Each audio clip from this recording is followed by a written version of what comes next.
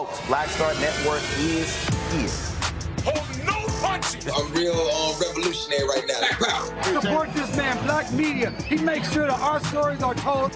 Thank you for being the voice of Black America, Roland. Stay black. I love y'all. All momentum we have now, we have to keep this going. The video looks phenomenal. See, this difference between Black Star Network and Black-owned media and something like CNN. You can't be Black-owned media and be scared. It's time to be smart. Bring your eyeballs home.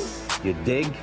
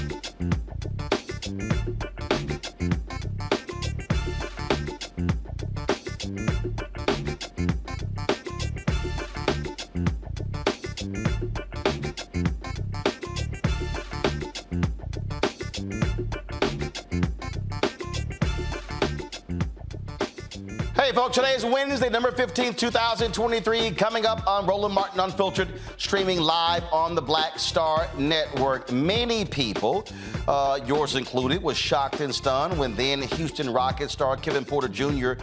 was arrested in a New York hotel. What was described was a vicious physical assault against a WNBA player. Well, in exclusive, she will join us to talk about what happened on September 11th, what were the actual details, and what is going on in this case that has left many people perplexed. He no longer is in the NBA, and so the question is, what really happened? We will talk about this with Kysre Gondrezick about this very thing. So this is an exclusive interview. You don't want to miss that. Also, folks, Louisiana has this runoff on Saturday. There are several Democrats who are running. Advocate Gary Chambers will be here to discuss what needs to happen. Will we see black folks turn out after the abysmal showing in the primary election just last month? Also, Arkansas Senator Tom Scott had the audacity, the unmitigated gall to criticize the Biden administration and calling them wrong for trying to ban menthol cigarettes that disproportionately impact African Americans. Tom Cotton don't like black people, so I'm going to tell you why he's shameful for now trying to so-called stick up for black folks. And also, a Republican Pennsylvania superintendent resigns after his party loses control of the school board, but his friends make sure he gets a huge severance package that's going to cost thousands of dollars for taxpayers. Folks, and a Republican in Congress blasts his party saying, "We've done nothing for our constituents." Well, I agree. It's time to bring the funk. I'm Roland Martin Unfiltered on the Black Star Network. Let's go. Whatever the miss, he's on it. Whatever it is, he's got the scoop, the fact, the find. And when it breaks, he's right on time and it's rolling. Best believe he's knowing. Putting it down from sports to news to politics. With entertainment just for kicks, he's rolling. It's on go, roll, roll, y'all. It's Roland Martin, yeah. Rolling with Roland now. He's funk, he's fresh, he's real, the best, you know he's Roland Martin now.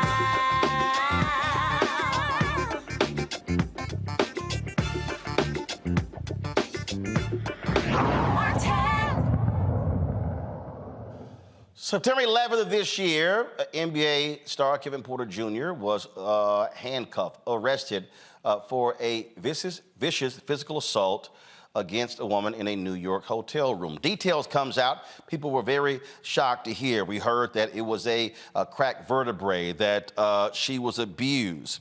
Kysre Gondrezick is that WNBA player. When the story went out, Houston Rockets immediately suspended any contact with him, later traded to the Oklahoma basketball team. They cut him. He's not in the NBA. Case is going forward. And so when we hear these particular details of this case, people said, oh my God, how dare a man do this? How can you have a woman you're involved with who's a fellow athlete, who's a gorgeous woman? What the heck were you thinking?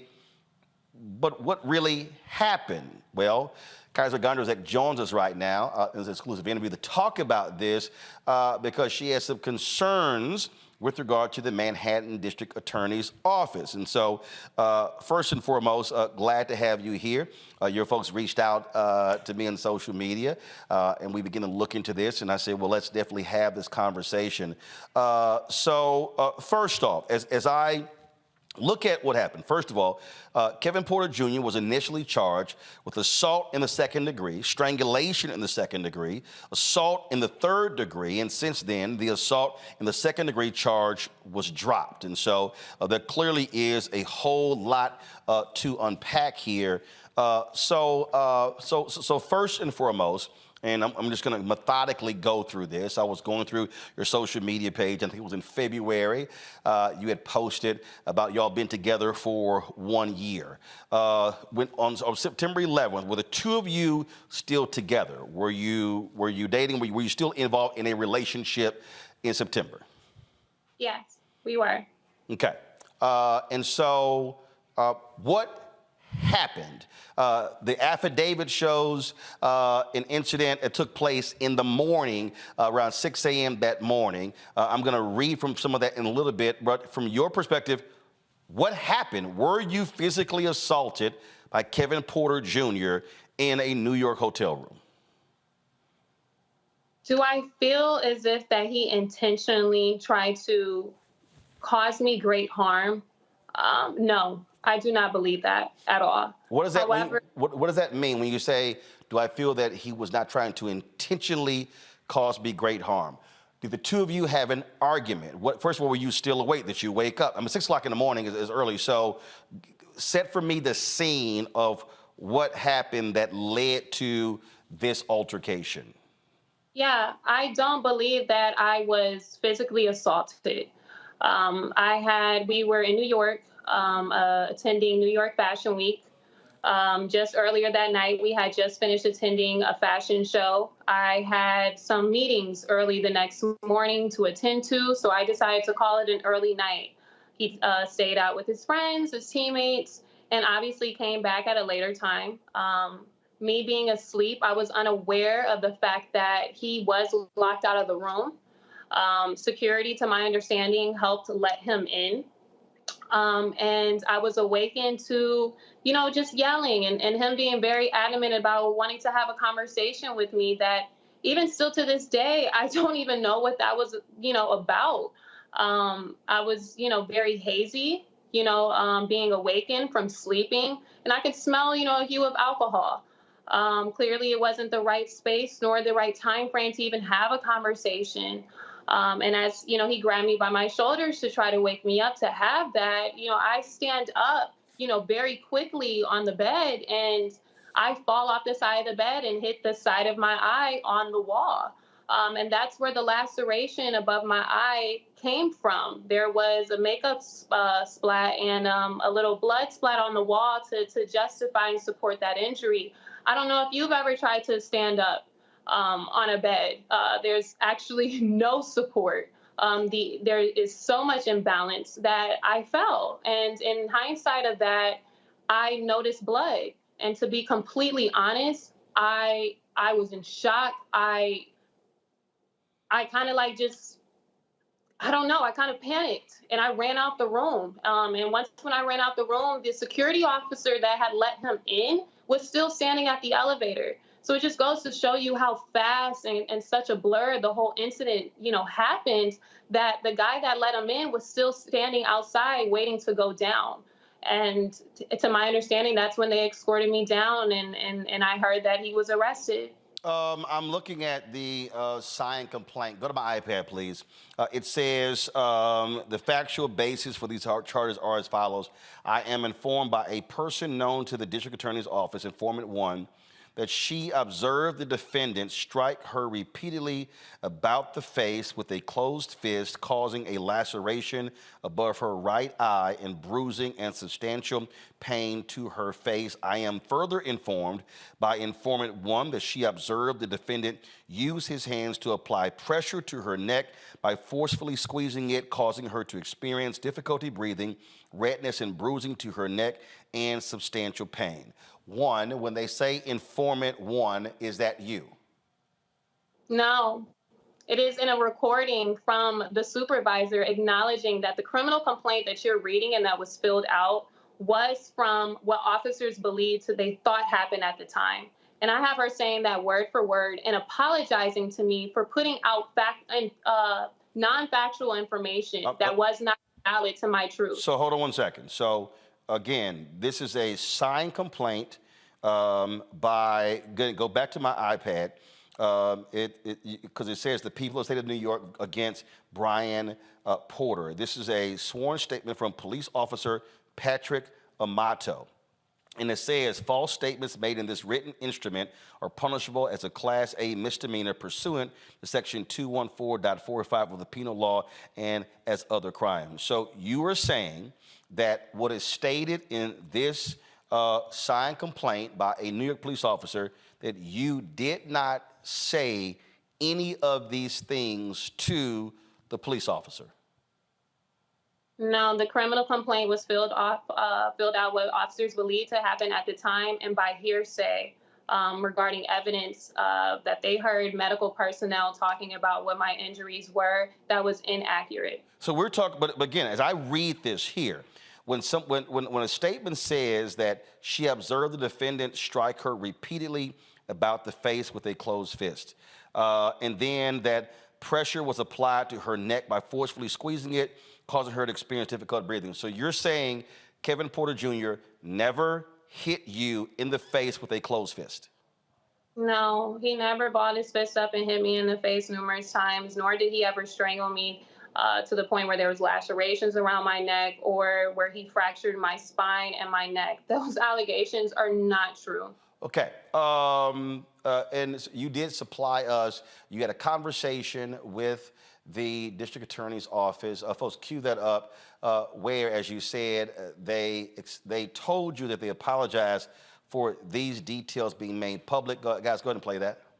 Information that was conveyed earlier at the arraignment, that no one had any consent or anything in writing from her, as she's just kind of processing all of this, and you're still releasing information that she has not given a document, no statement or anything, but you're just attaching all of this for a storyline? Well, first of all, I completely hear you. This must be so overwhelming to see in the press what we're saying, and you're not getting as much information from us as we would like you to get. So I'm so sorry about how this. Oh, no, this isn't about us getting information about what you all have and you all releasing information to us. It's about information that you're releasing that Kysre has not given a voice to. She has not given you a statement. She has not given you any consent to release any of her records, any of her information with her physical status or any injuries that you sat there and said, oh, I'm sorry for, because in order to what? To make you all's case? For today, for court, for the arraignment, that you made those statements? And she didn't give you permission to do that. And so it's still coming out? So just 5 minutes ago, there's more coming out that your voice is attached to?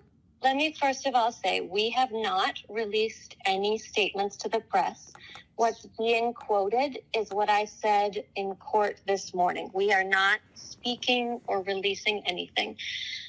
And like I said to you earlier, when you said what you said, the quotes that came from the arraignment this morning, you said you made those statements in order to give the enforcement to the charges that you all were filing against Mr. Porter.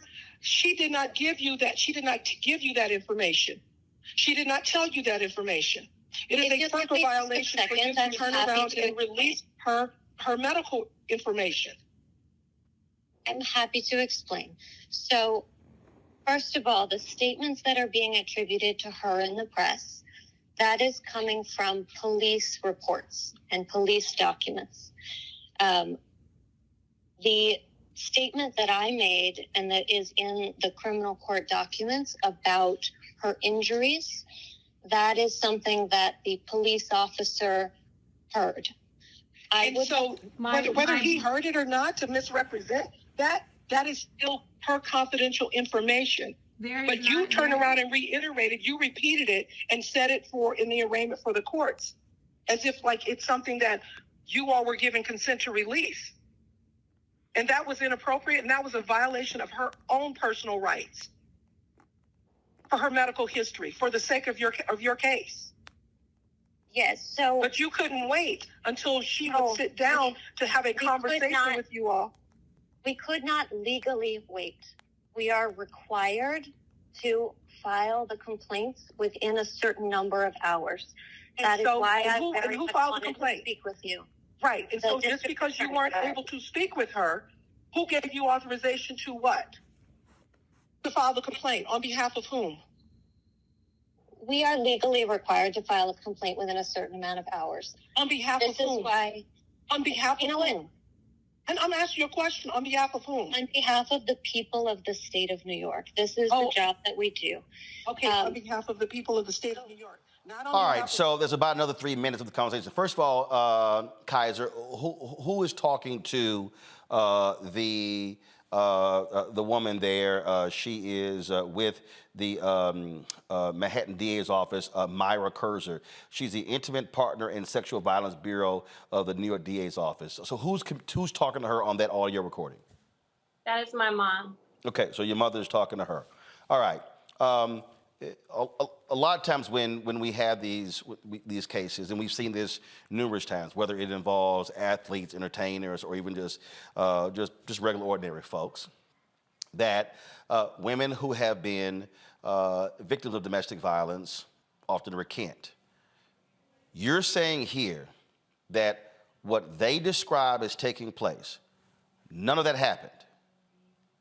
No, and I've never recanted a statement. I came out publicly.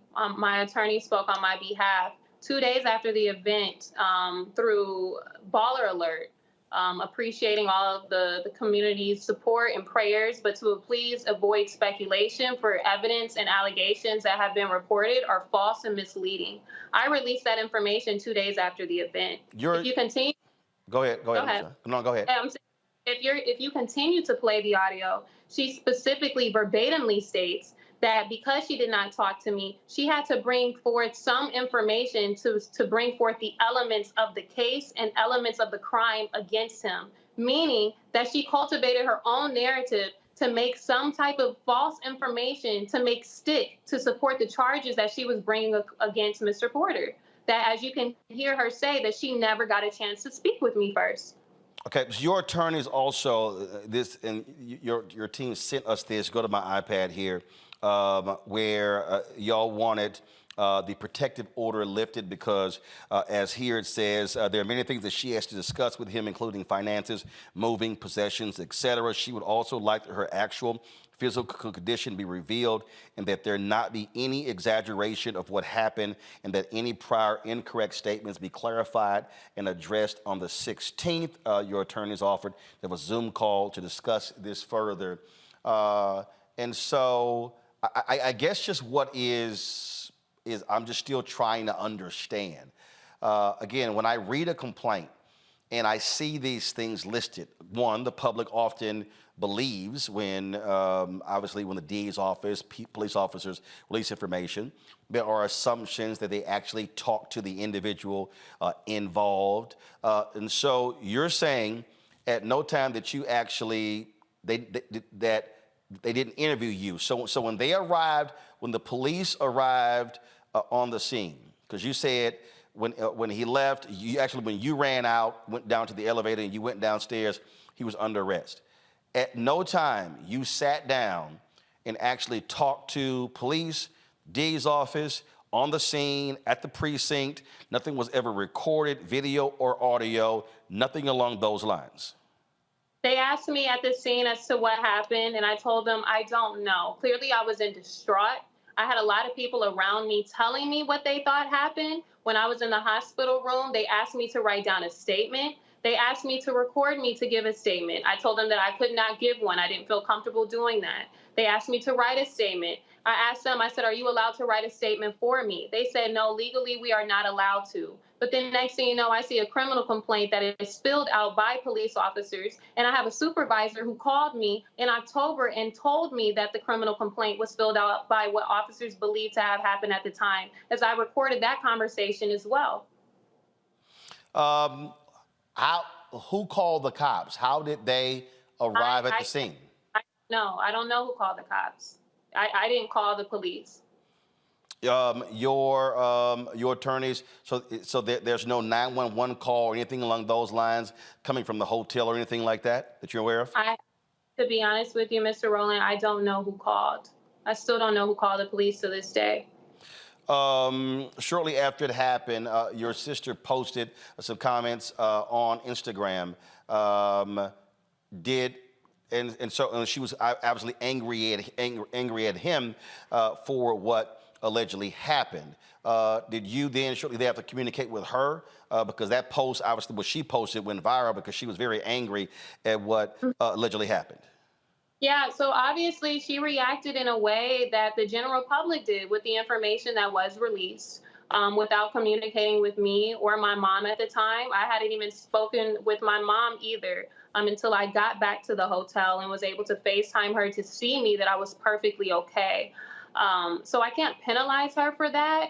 But when she was able to connect with my mom and my mom was able to give her some insight that the things that were posted and falsely accused were not true, she removed the post. And so that's why they are no longer present. There are going to be folks who are watching this, who are hearing this, who are going to say, this sounds like a young lady who was involved in a relationship who is trying to protect him in his career. What do you say to folks who may believe that's the case?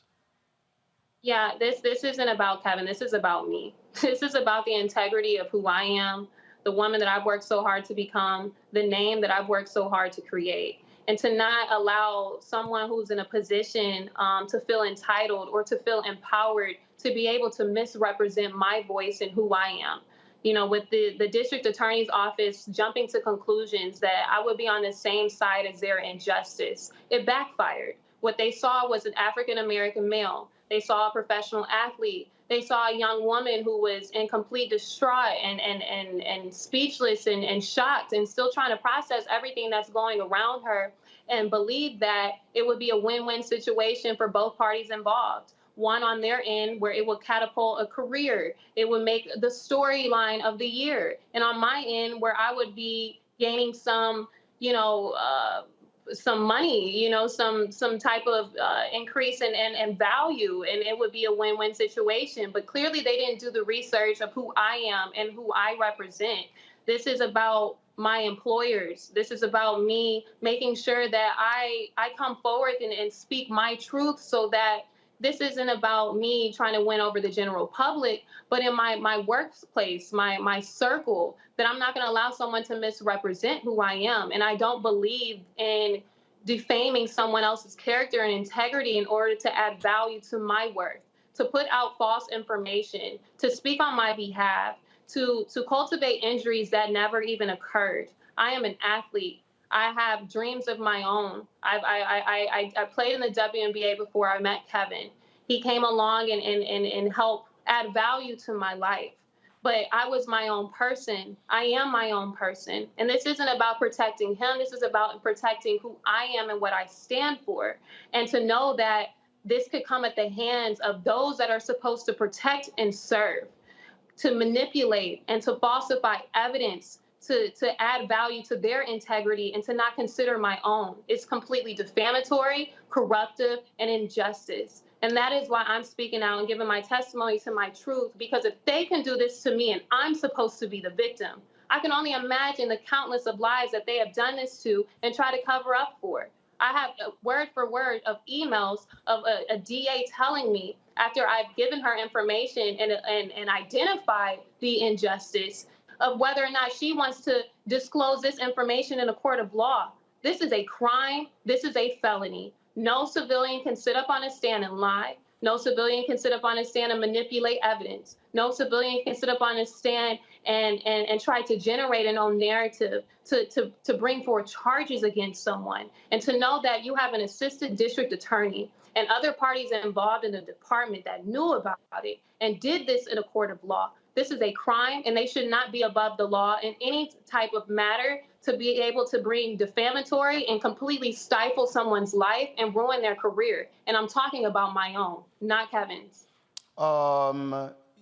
This is not the first time you talked. October 18th, last month, go to my iPad, you posted this on your Twitter page where you said It has been deeply frustrating and disturbing by the manipulation of what was stated by the prosecution. Then you said the harassment and eagerness for me to support these claims to justify their position and remarks as a matter an assistant DA took into her own hands while I was vulnerable, emotionally healing, and unavailable at the time of information being released. Do you want to see all of the charges against Kevin Porter Jr. to be dismissed? I'm not in a position to make that. That's not my call. Right. You're not in a position to make that, but if you were saying that the things in which he has been charged with did not happen, if you were saying that he didn't punch you in the face repeatedly, that he did not strangle you, that none of those things actually happened, then he is being wrongfully charged. Absolutely. So you're saying that what they are alleging, what he's being charged with is absolutely, positively, 100% completely false. And if you're saying that, that means those charges should be dropped. Absolutely. That is why one of them have been dropped already. And they've already offered this man a plea deal of no jail time that they didn't report. But they have it out in the general public and to the media that he's still facing 2 charges. There's so much information that they're withholding because they are refusing to take accountability for their actions and manipulating this entire case to catapult their own injustice. There's, and I'm not trying to compare the two, but you have another case in the Manhattan DA's office involving actor Jonathan Majors. His attorneys have suggested that the DA's office has been grossly unfair. NYPD wanted to arrest the woman who filed a complaint against him. The DA's office say they're not going to prosecute. I can't, and also, look, you have a DA in Manhattan, Alvin Bragg, who's African American.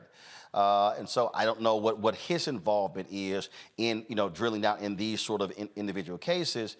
But I'm sort of struck by these 2 cases in particular, 2 high-profile African Americans. Their lawyers obviously doing what the lawyers doing what they were supposed to do.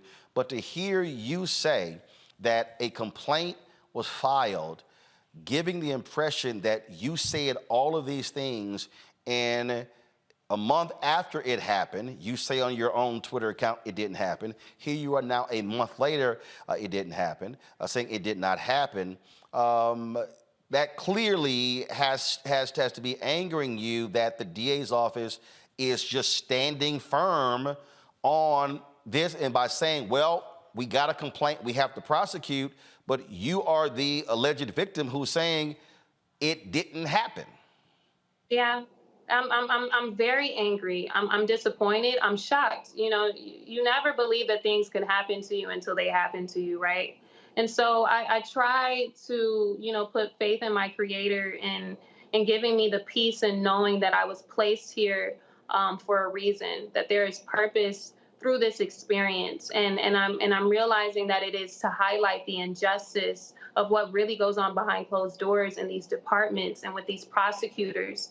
And for me to record and to have these informations in writing and through email and through phone call conversations. I never did that with the intention of sitting here, before you today, sharing this information. I did that for my own personal safety.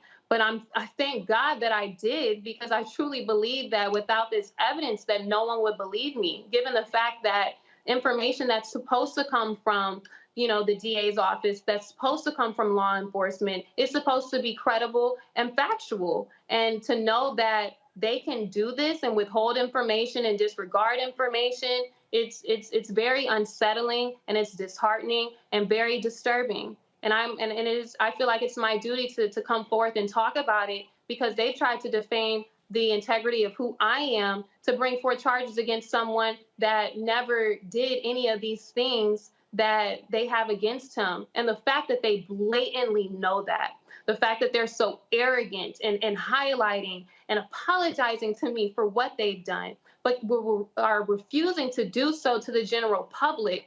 When I see information on social media, I'm just as surprised as everyone else, because those aren't the conversations that we have behind closed doors with my attorney and the assistant district attorney's office.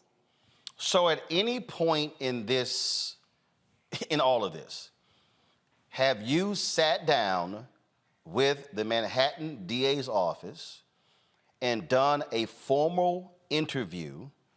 And have you, let's say that same complaint, have you filed anything with them under oath, under threat of perjury, that these things did not happen? Has any of that happened?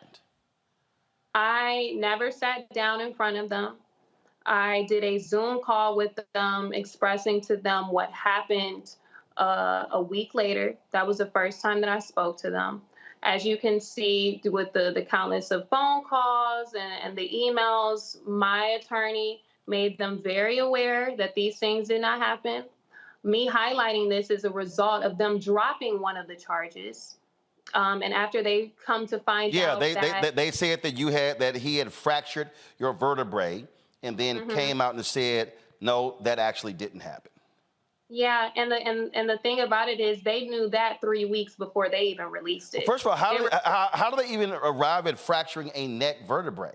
Where did that even come from? If you heard on the phone, Mr. Rowland, the information that she received was by what a police officer overheard.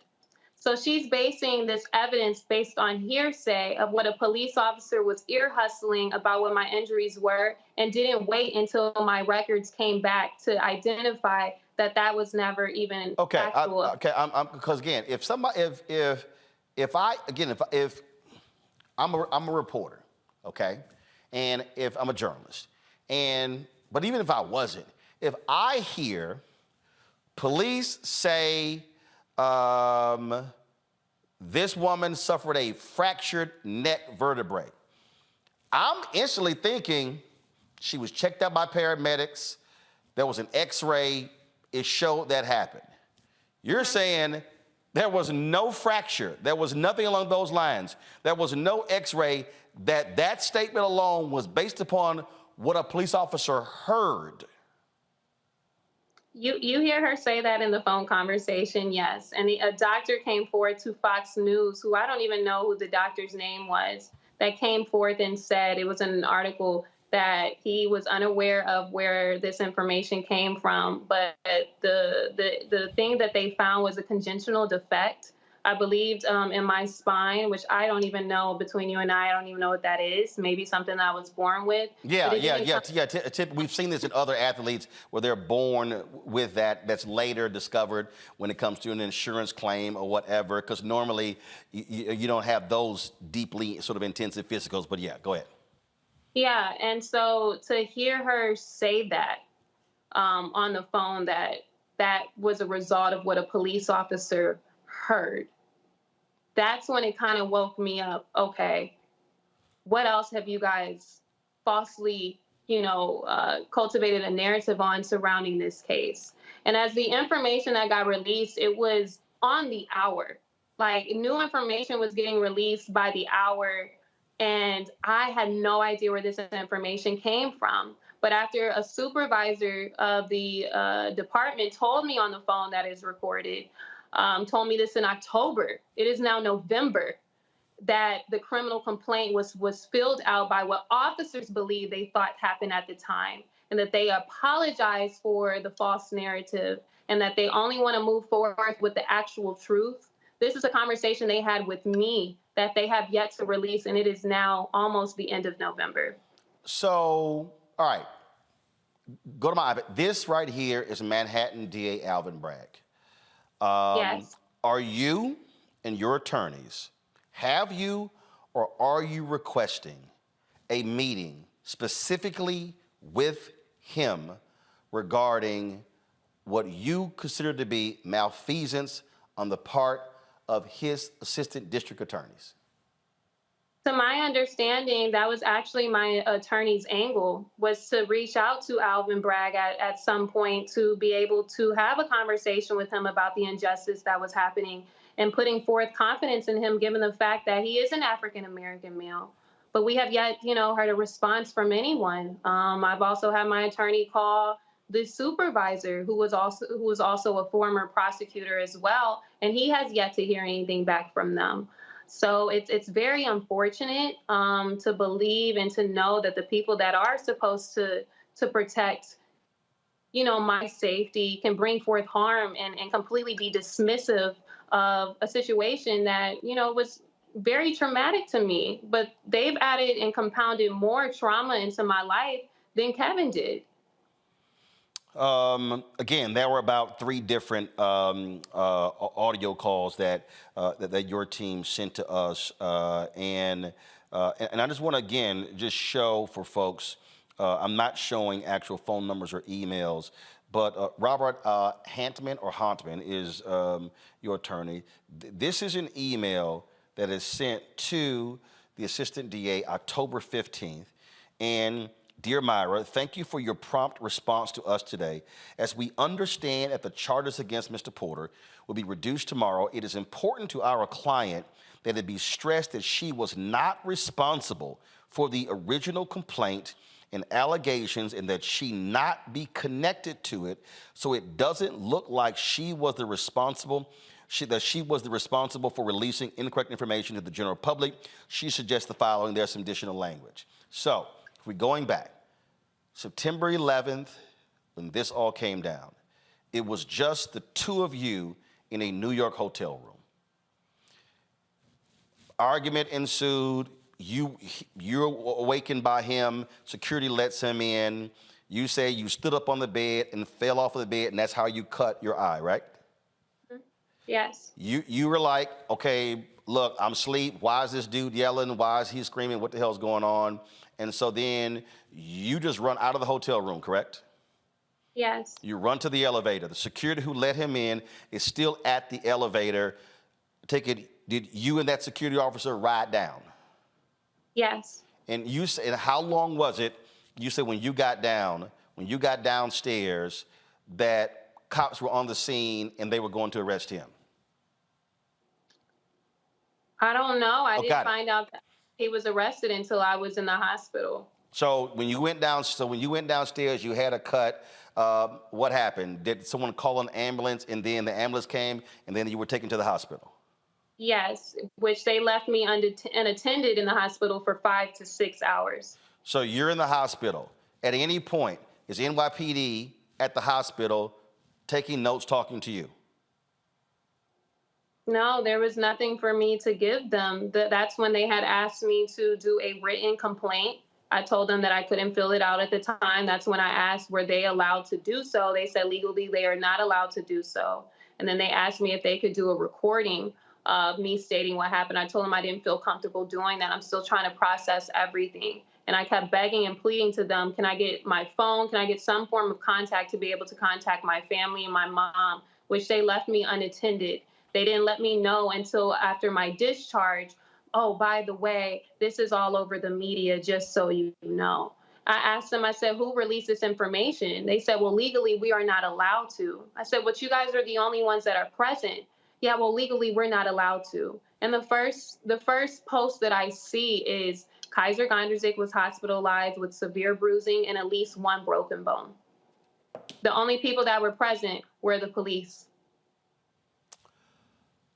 To reiterate, you made it clear in this interview, you are not doing this for Kevin Porter Jr. to absolve him of anything. You said this is about you. One, are the 2 of you still together? Because in your statement, no, we're go ahead. Not together. No, we're not together. You're not together. You haven't had any communication with him or his camp regarding any of this? No, I have not. There was also a protective order in place that didn't allow for that to happen. Is that protective order still in place? It has been currently lifted as to 2 weeks ago, and Right. there has still been no contact. Gotcha.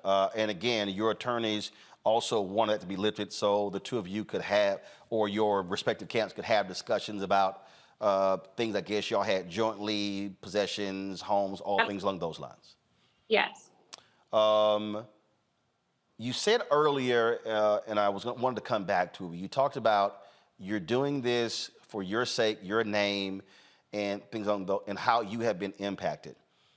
Do you believe that as a result of this story and it going national and it going international. Again, the NBA, the Rockets having no contact with him, essentially being suspended. They trade him. Oklahoma City cuts him. He's not picked up by anybody. It's all over. Do you believe that this absolutely has had a negative impact on you? You're a WNBA player. You list as actress, as model on your Twitter. Do you believe this has negatively impacted you, even though you were the alleged victim? Right, absolutely. It has created a narrative that I support what happened to me based off of the false narrative that was put out there. It also, degrades, who I am, my employers, the things that I had set up before this situation happened, very big partnerships, that it now comes across that I am, not integral. I'm not credible to work with. Excuse me one second, Kysre. Are those partnerships, have they been placed on hold? Everything in my life has been placed on hold because people want to know what is going on and what's the truth. And all I've asked for now 2 months now for them to take accountability for what they've done. And the fact that I have information, the fact that I came out with articles regarding since September the 12th, the incident happened on September the 11th, and it is now, I believe, November the 14th, 15th, that they still have yet to take accountability, that they're still, promoting and falsifying information to the public in a court of law. That's the part where I'm appalled, that they feel arrogant enough to withhold information and not include anything that I've said. They disregarded my value. They disregarded, my character, and undermining that to elevate their own. This isn't about me winning over social media. I don't live a life based off of other people's perception of me.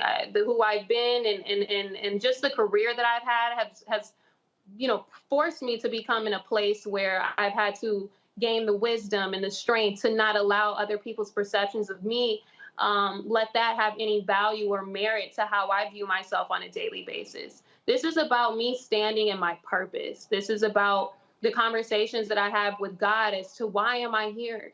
Why is this being hyped up more than what it actually was? And to know that they could do this to someone. This isn't about Kevin I'm speaking about. To me, the victim, and not taking any merit as to a situation that only happened to me, and to try to, fixate that into their own narrative to bring forth charges against someone. I'm just truly appalled, to be honest with you, Mr. Rowland, and I feel like it's necessary for me to come and speak my truth. I'm a very strong Black woman. I haven't complained. I've taken my hits. I have my days where I feel really empowered. I feel untouchable. And then I have other moments where I can't even get out of bed, and just trying to put one foot in front of the other. Me being a Black woman, being raised by a Black woman, I'm going to figure it out. It's going to be okay. And I'm not going to let any man do to me what they put out there. That's for certain. But at the same time, if it didn't happen that way, I'm not going to be silent about it either. I have a younger brother. If someone did this to him, I would be very angry. I would be furious, and I would tell him to do the same thing that I'm doing. Don't allow someone else in your fear of their position to keep you silent. If anything, I hope that me speaking my truth on this platform encourages others to do the same that have been wrongfully accused or have been in this situation before that don't have my resources or the platform to do so. And that's why I feel like I'm here, ultimately to get Kysre's life back. Not, Kysre and Kevin, Kysre's life back. Mm-hmm. And I'm not gonna rest until there's justice that is served. What they've done is a crime. It is a felony. They wouldn't allow us to get away with it. They're human too. And I don't think that they should be above the law at all, especially through experience. And in the year and a half, the two of you together, there was never an instance of any physical altercations, anything along those lines. Not at all. And it's unfortunate to know that the people, the organization, the Rockets, just 5 days before this incident, we were out to dinner with the general manager and his wife. You had the owner of the organization say that out of all the players that he's ever had, that Kevin was by far his favorite. it goes to show you what they thought about who we were together as a couple, that I wasn't, detrimental to his career and he wasn't detrimental to mine. So it's disheartening to know that the false allegations that was put forth by someone who's supposed to be credible could add value and change the perception of how people just viewed us collectively and individually. It's unfortunate and it's sad. And I hope that, as we're on our separate paths, to just remain independent through these legal spaces, and that hopefully, restoration will give us a sense of peace at some point. Well, Kysre, you could have talked to a lot of folks. I appreciate you coming to us here at Roland Martin Unfiltered on the Black Star Network to share your story. Please keep us in the loop. Hopefully, you will hear back from Manhattan District Attorney Alvin Bragg. I can tell you I'll be reaching out to him directly. Also, would love to hear from him as well with regards to this case and whether he will sit with you as well as your attorneys to talk about what you are calling a fraudulent account. And you literally use those words in your Twitter post October 18th, a fraudulent account by his assistant district attorneys.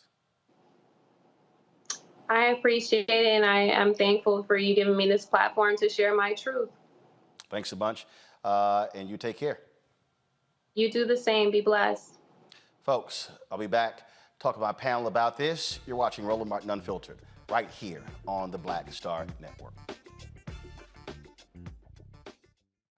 Uncle Roro, have a great day. Happy birthday, Uncle Roro. What's up, David? Happy birthday. Just want to officially welcome you to the 55 and older retirement club. I have your AARP documents when you get to Houston next week. Love you, man.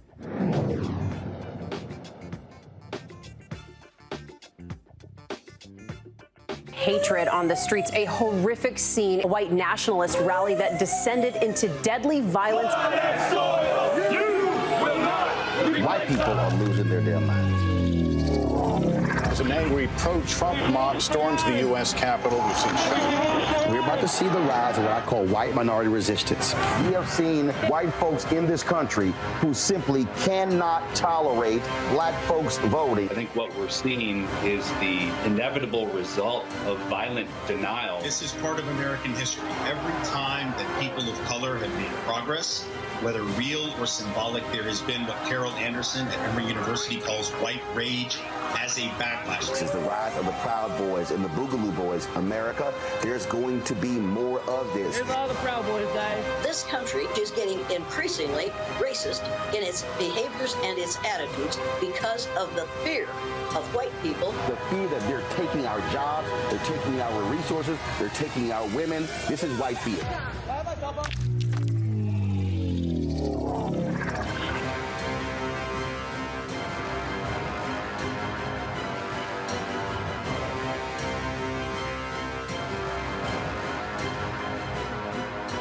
I just want to say, wish my friend a happy birthday.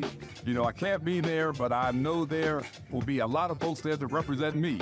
Now, you're at an age where you can kind of mellow out a bit, keep on an uprise, or let everyone know who you are and where you are. But in any case, knowing you're going to be doing all of that and more. And as you have a right and you deserve to, my friend. So wish you a very happy birthday with many happy and blessed returns of the day.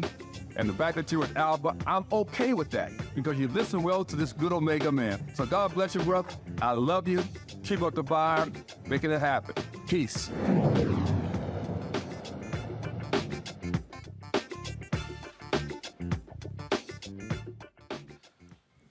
Folks, I want to welcome my panel right now. Glad to have them on the show. Robert Patillo. He is the host of People, Passion, Politics, 1380 WAOK out of Atlanta. Rebecca Carruthers, Vice President of Fair Election Center out of D.C. Joy Cheney, founder of JOI Strategies out of D.C. Robert, I'll start with you. What do you make of what Kysre Gondrezick just said in that 45-minute interview? Well, it's a tough subject matter. You know, I worked at a domestic relations court while I was in law school in Chicago, handled domestic cases for probably about the first 5 years of practice. And these cases are always tough, particularly when it comes to intimate partner violence. Often there is both financial and social pressure for the victim to make statements that are in support of the accused in the case. I do think there are some questions that the prosecution is going to have to answer with regards to the information they've gathered and present to the public. I found it interesting that she was not with her attorney, not with counsel while having this interview, not having someone to kind of help her navigate through some of the minefields of things that could be said.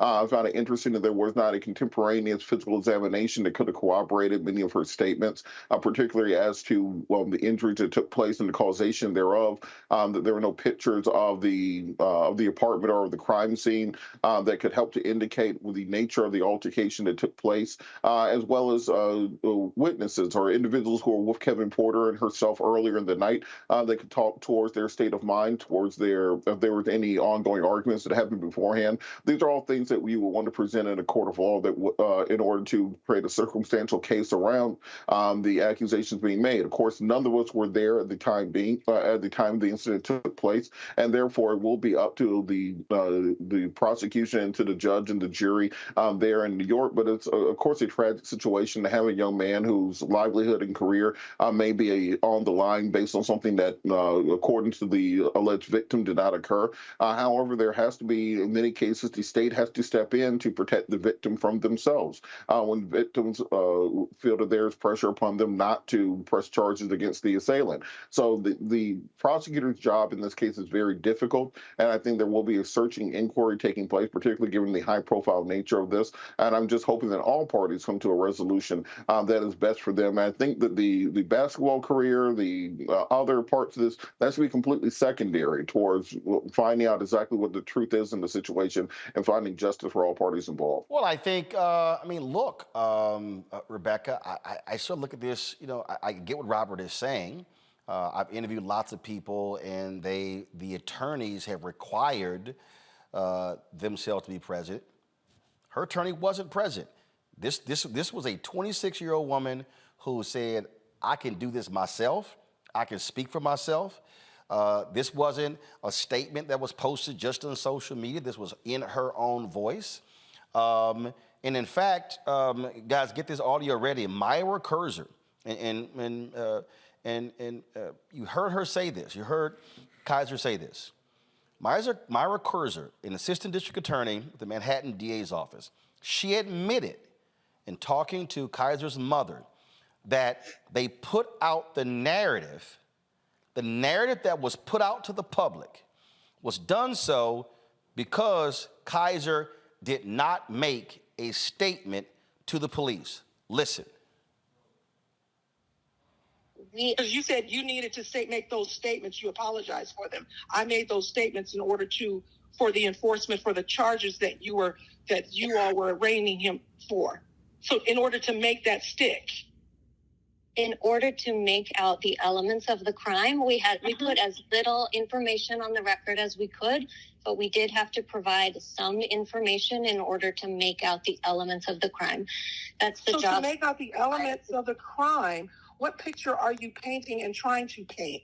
Because it's also, and as you say from the police report or the policeman, because that's also a falsity, where did she give anyone a statement that she was punched in the eye 5 times?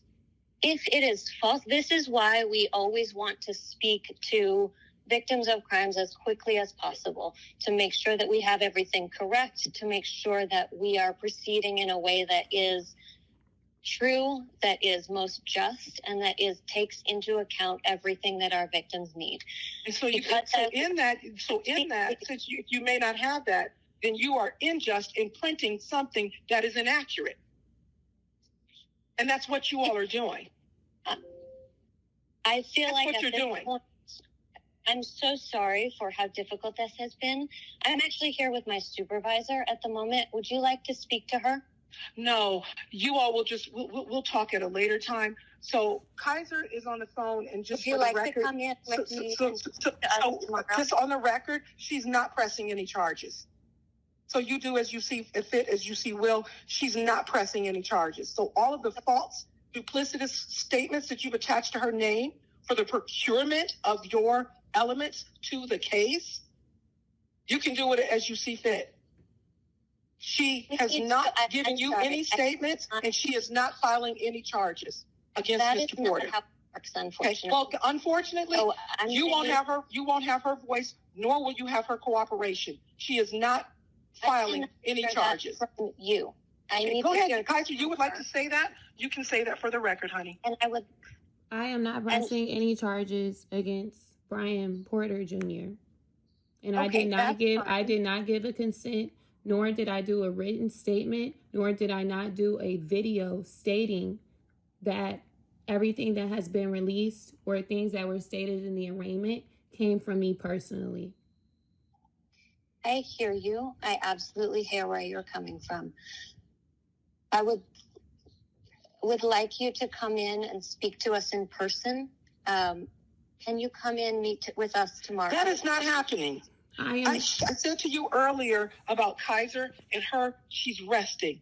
And so she is right now, she has a headache, and this is overwhelming for her. You have implored beyond 4 times. Yesterday, you tried to implore her 3 times, as I had to remind you, please do not ask anymore. She is resting. She had just returned into that space where she could come from the hospital to rest, and you were continuing and persisting and insisting on trying to meet with her.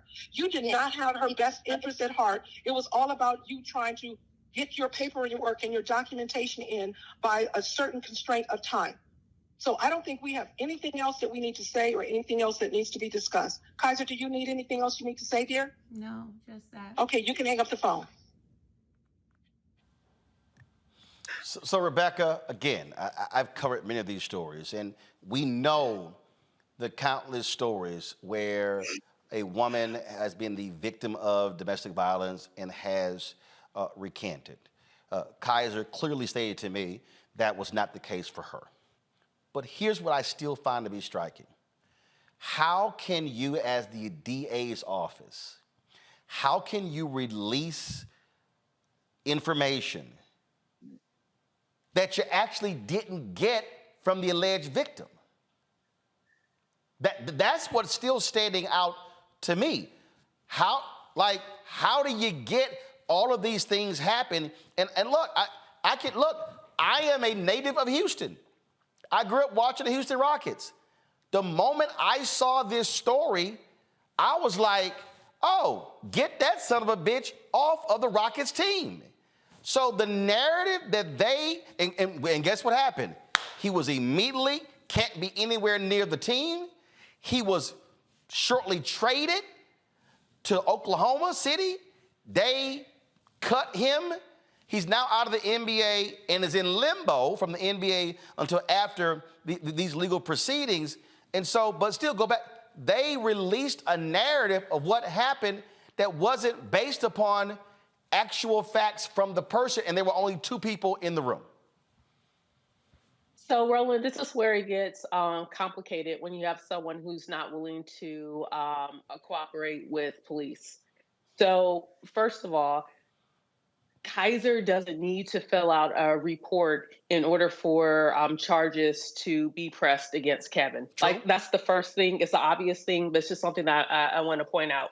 The second thing, based upon the police seeing how she looked, based upon her cognizance of their saying, hey, we think something happened here, so we're going to go ahead and arrest them.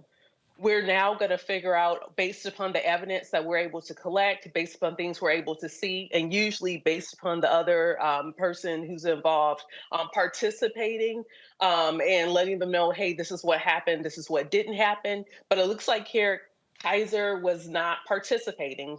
She was not talking to the police. She was not talking to even their domestic violence unit. So instead, they looked at, it sounds like what happened in the DA's office. They saw, okay, it looks like there's some injuries. These injuries, based upon things we've seen before, seems consistent with, there could be some domestic violence here. So we're going to reach out to her and tell her, hey, please let us know if this was a domestic domestic violence issue. At the point that she refused to participate in this part of the investigation, they decided to move forth and arraigning him, charging him and arraigning based upon what they were able to see. So is that them saying that Kysre affirmatively told us that Kevin beat her up? No. No. Here's the actual. And again, I'm going by simply what we know and what Kysre said. This is the actual. This is right here. This is the criminal court of the city of New York. The people of the state of New York against Brian Porter. He's a defendant. Okay. This is the actual what we have here. This is what it says. The factual basis. No, let me go up to the top. They wrote in this complaint that was signed by a New York police officer on or about September 11, 2023, at about 6:13 a.m. inside 1 UN Plaza in the county and state of New York, the defendant, with intent to cause serious physical injury to another person, caused such injury to another person. The defendant, with intent to impede the normal breathing and circulation of the blood of another person, applied pressure on the throat and neck of such person, and thereby caused stupor, loss of consciousness for any period of time, and any other physical injury and impairment. The defendant, with intent to cause physical injury to another person, caused such injury to another person. This right here is why I stopped you. They said, quote, the factual basis for these charges are as follows. I am informed by a person known to the district attorney's office, informant 1, that she observed the defendant strike her repeatedly about the face with a closed fist, causing a laceration above her right eye and bruising and substantial pain to her face. I am further informed by informant 1 that she observed the defendant use his hands to apply pressure to her neck by forcefully squeezing it, causing her to experience difficulty breathing, redness and bruising to her neck, and substantial pain. I am informed by police officer Komiko Cataloratoth, Shield 24212450, the 17th precinct, that she was present when medical staff at NYU Langone Medical Center discussed with informant 1 the results of medical testing revealing that informant 1 suffered a fractured vertebrae in her neck. So, and this is, if you go down here, it says signed by police officer Patrick Amato on September 11, 2023. So the officer is literally saying she told him these things. This is where I'm confused. She says, I didn't talk to him. The assistant DA is on tape saying we didn't get a statement from her. So now I go back to, how do you arrive at these very specific things that she never said? Right. Then at that point, her attorneys need to file an official complaint against the Manhattan DA's office. If the story from her team is that this did not happen, and even seeing that, yes, she and even you confirmed that the DA's office have dropped one of the charges, the fractured vertebrae charge, that they dropped that. One thing that I thought was interesting from her interview with you is that she mentioned that he did not intentionally try to harm her. One of the things I was looking for was whether or not she was saying if he harmed her at all, whether it was intentionally or unintentionally. It's clear that something, it might not have been domestic violence. It may have been as simple as she mentioned, standing on the bed, being disoriented, falling over, hitting her face. It is clear that she left that hotel room and there was some type of visible injury that caused an ambulance to be called, for her to be evaluated, and then sent to the hospital to be evaluated. Generally with domestic violence, altercations, when police are involved, there are pictures taken. So I am curious to see if there's video video, if there's pictures, and I think I think the Manhattan DA needs to answer and address that at this point. Joy, that's why I asked her, was there a physical assault? She said no. She said that, so, and again, in her words, she said that, hey, he came in arguing, yelling, had been drinking. She's like, why in the hell are you tripping? She said she jumped up on the bed, falls over, hits her head. She's trying to figure out why is he going off, and then she runs out of the room because she said she's disoriented. Again, as somebody who's in the media, this is the thing that I think is critically important, and Robert as attorney understands this as well. Narratives are critically important because, Joy, when the narrative is established from the outset, it's hard to walk that thing back. The narrative that was released by the DA's office, and with this statement, this was the narrative. Kevin Porter, troubled NBA player who had attitude issues with the Rockets, attitude issues with Cleveland, attitude issues when he was in college, daddy who was shot and killed. Kevin Porter beat the shit out of this woman in New York, bruised face, fractured her neck. His ass should be kicked out of the NBA. That was literally the narrative.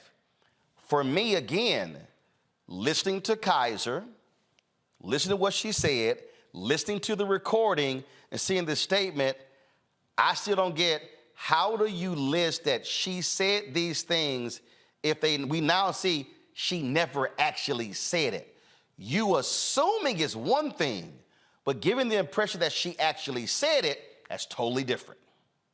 Totally different. Kysre was failed, and it sounds like Kevin was failed by the justice system in this case and so many others. She's absolutely right that this is not just about her or him. This is about the broader issue. I also want to say that her attorneys, if she has them, I wish they were here tonight, and I wish that they had been on the phone with the DA instead of her mother.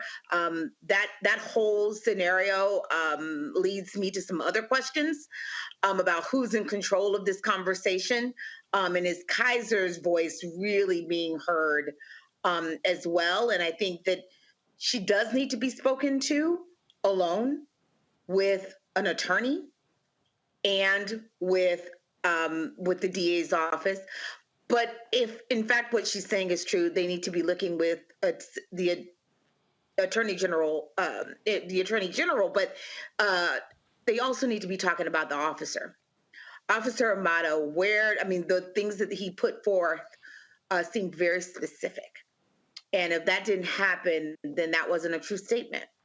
And listen, so, like Robert, right? I totally hear what you're saying about when individuals who are involved in domestic violence cases, again, I remember when Warren Moon went on trial and was found not guilty of assaulting his wife, and she was in court and she was exuberant and was praying, but she was the one who they alleged was the one who gotten beat. We've seen this. We've seen cases where women have recanted the stories. We've seen that.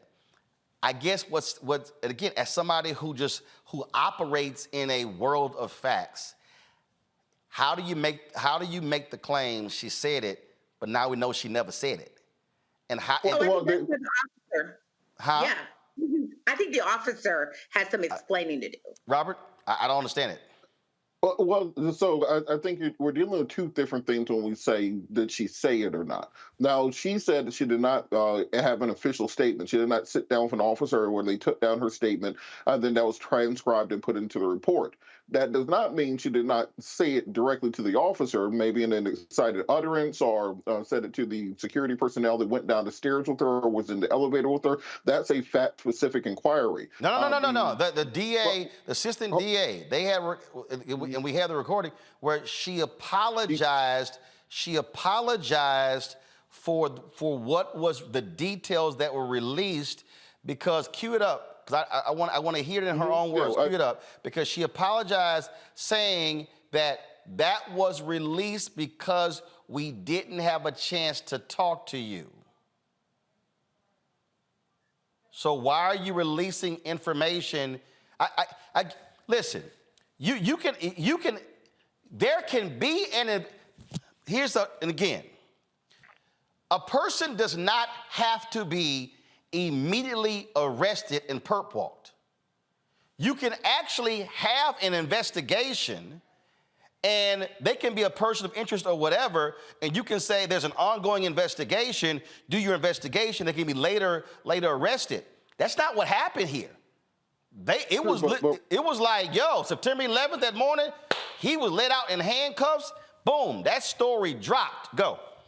And then this is why I'm saying that it's a fact-intensive inquiry. The security personnel that she said let him into the room, that went down the elevator, Wilter, or is that the person who made the statement to police as to what happened? No. That's not.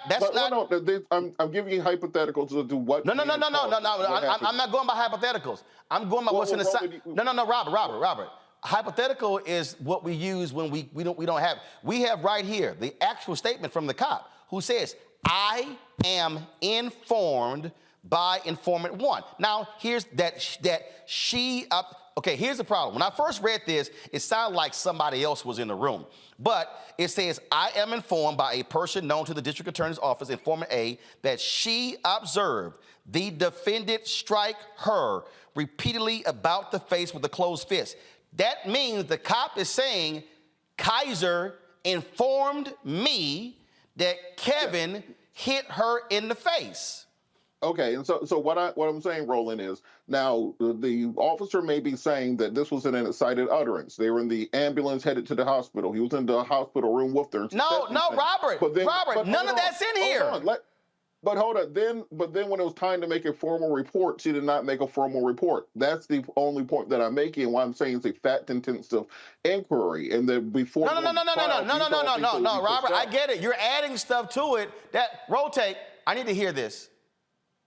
Be the case. All we want to proceed on is what is accurate, obviously, right? So, and I understand, and I know that you guys have been through and discussed what had happened in the past and where that came from what the doctors had said. And when the complaint was drafted that you have seen, that was based upon the information that Mara believed to be true and accurate at the time.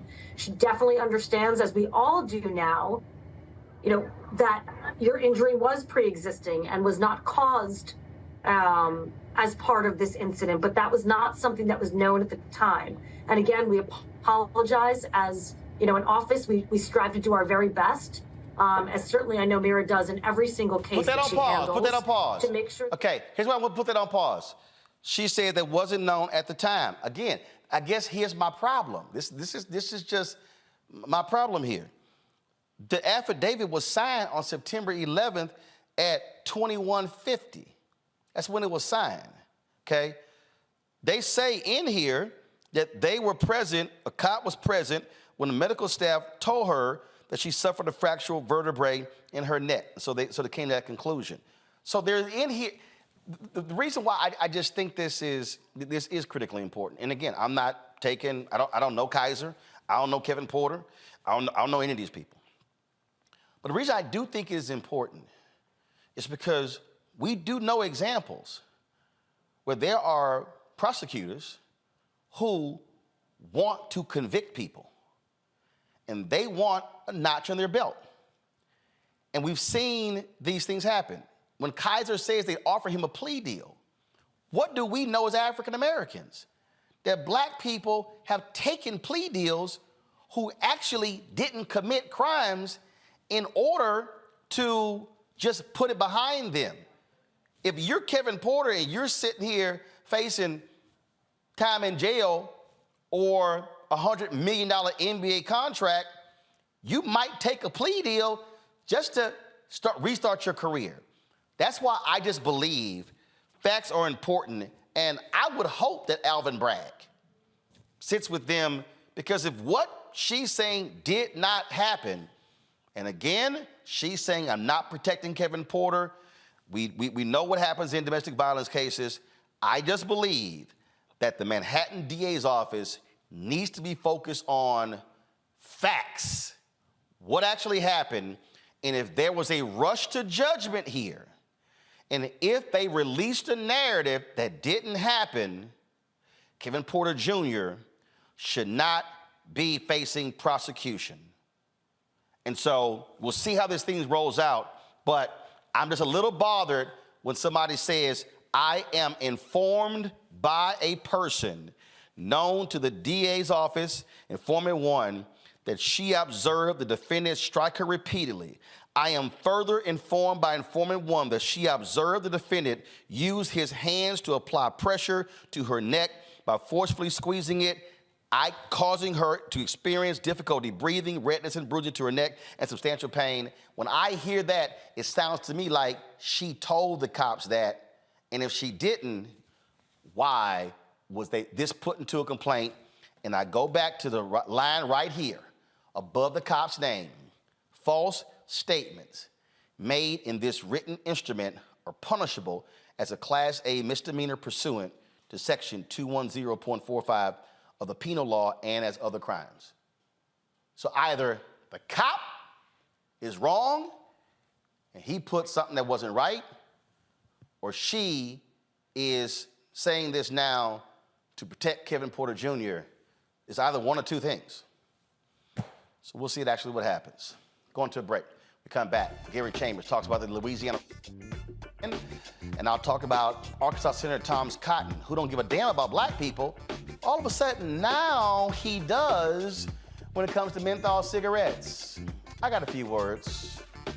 You're watching Roland Martin Unfiltered on the Black Star Network. Be sure to support us in what we do, folks. Of course, join our Bring the Funk fan club. Your dollars make it possible to do what we do. We are covering stories other people are not even touching, aren't even dealing with, and so it absolutely matters. Send your check and money order to P.O. Box 57196, Washington, D.C. 20037. -0196. Cash App is $RM Unfiltered. PayPal R Martin Unfiltered. Venmo is RM Unfiltered. Zelle, Roland at RolandSMartin.com. Roland at RolandMartinUnfiltered.com. Be sure to download the Black Star Network app. Apple phone, Android phone, Apple TV, Android TV, Roku, Amazon Fire TV, Xbox One, Samsung Smart TV. And of course, be sure to get a copy of my book, White Fear, How the Browning of America is Making White Folks Lose Their Minds. Available bookstores nationwide. Get the audio version. Yes, I read it on Audible. We'll be right back. Happy 55th birthday, Roland. We love you, son. Yeah, your dad and I are very proud of you. You know, Grandma Betty always said double nickel. So happy double nickel birthday. This is a milestone. Can't believe that you're 55. And we decided to do a little bit something real quick, the last minute, to highlight from when you were little. You were always involved in something, you and your siblings. That's why I named you Roland, because you just keep on rolling. Yeah. When I was in labor, it was only 3.5 hours, and you were out, and that was it. So we just are very, very honored to be your parents. We're humbled to be your parents, and we just pray that the years to come where you will still continue to find favor with God, and we will always be praying for you. I'm proud of you, son. Love you. Keep on rolling.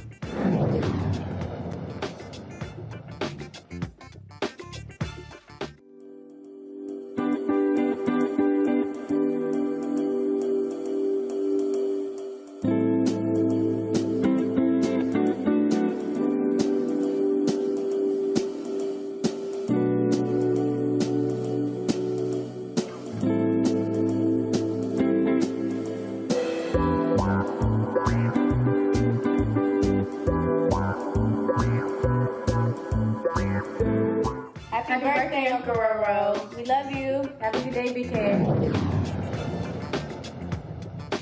Hey, brother, what's up, Roland? Just wanted to wish you a happy birthday, and you're enjoying your special day. Peace.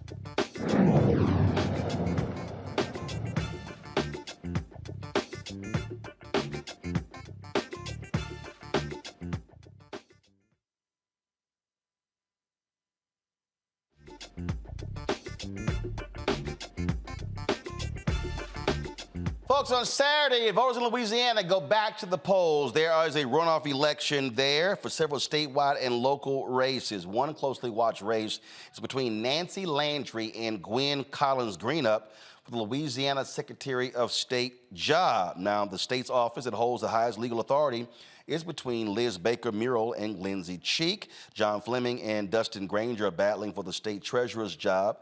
Joining us now from Baton Rouge to discuss the election is Gary Chambers Jr., activist there. Carol, which one of these folks we try to reach out to and they won't come on the show? Okay, all right. So because those folks out of Mississippi. All right. So let me know because we reached out because the folks in Louisiana need to be trying to come on here and get some dadgum votes. So they need to do that real quick. It's Wednesday. The election is Saturday. They need to get the word out. And to me, that's part of the deal. I get if you're campaigning locally in the state, Gary. But if you got an opportunity to be doing national media interviews, you need to do that because it's not like folk don't know folk in Louisiana.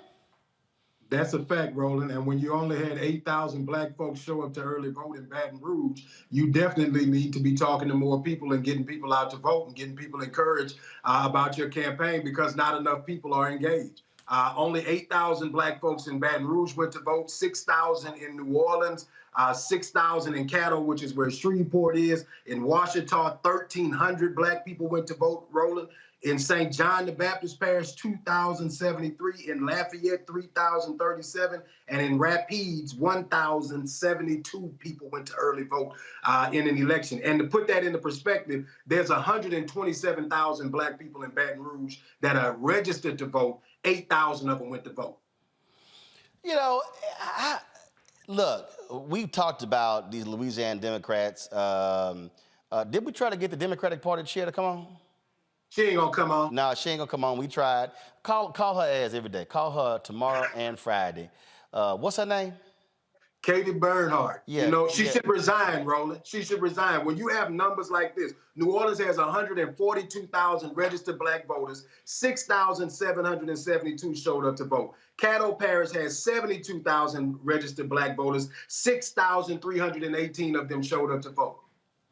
The only thing that is in the 318 that they doing is playing around because they also have a sheriff's race coming up right now where a guy is talking about bringing in stop and frisk in the Shreveport, right? And so 6,000 black folks went to vote when you got a man who's on the ballot right now that is going to bring stop and frisk back, that has openly said this on your news station, but Katie Bernhardt in the Democratic Party, we can't find him. But not just Katie Bernhardt in the Democratic Party. The senators and state representatives who had an easy ride by not being challenged, we have not seen them mobilizing people, and the proof is in the numbers. If they were doing the work, it would show up in the tally of voters. Yeah, and when you got runoffs, you don't have as many people, so you can actually concentrate your efforts on the runoff there. I mean, it's as if folks Louisiana, they just gave up. It is disappointing because you have Jeff Landry, who has won the governor's race, who has already started a transition committee that is just focused on New Orleans. Now, New Orleans has some of the lowest voter turnout, and the new governor is going to be focusing directly on you. But you had the ability to prevent him from getting there. And now there's an opportunity on Saturday, if people show up, to put a checks and balances by having Gwen Collins Greenup as the Secretary of State, having Lindsey Cheek as the Attorney General, having Dustin Granger as the Treasurer. But not just there, we've got Cedric Glover running for a Senate seat in Shreveport. We've got Dara Joy Walters running for a state rep seat in Shreveport. And Charna Banks in Skylandville here in Baton Rouge will be a slugger in the legislature against Jeff Landry if we put her in there. But people have to show up and do their job for the people who have put their names on the line and will go down there and fight. We always talk about who's going to fight for us. There are people willing to fight for you. There are people willing to write meaningful legislation, but they can't win if 6,000 people in the whole damn city showed up to vote. Look, you got, I saw one story that Jeff Landry, who's Attorney General, who's going to be the next governor, is already talking about withholding funds from New Orleans if the local DA does not prosecute abortion cases. Is that true? There were things that Jeff Landry did as Attorney General that people believe that he's going to carry out as governor. That is somewhat some speculation, but he has created a transition committee focused on New Orleans. He has talked about crime being a major issue for him. You know, last year at some point, New Orleans was listed as the most murderous city in America. And so when you look at this, Jeff Landry should be focused on economics and how do we improve the economy of Louisiana, because our economy ranks number 50. You can't police your way out of this, but to people in New Orleans who are sitting on their tails and not going to vote and spending a lot of time watching the Keith Carroll show, you should get up and go vote, because at the end of the day, Keith Carroll and the internet ain't going to save you from the changes that are going to come when state police is harassing you in your community. And so the people who have these platforms in our community, they are great voices and we appreciate them, but we got to encourage our people to go do their part.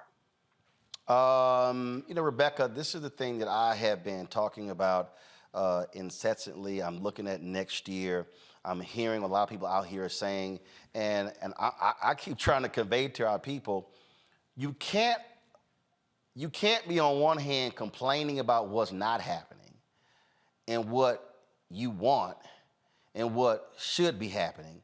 You can't be complaining about,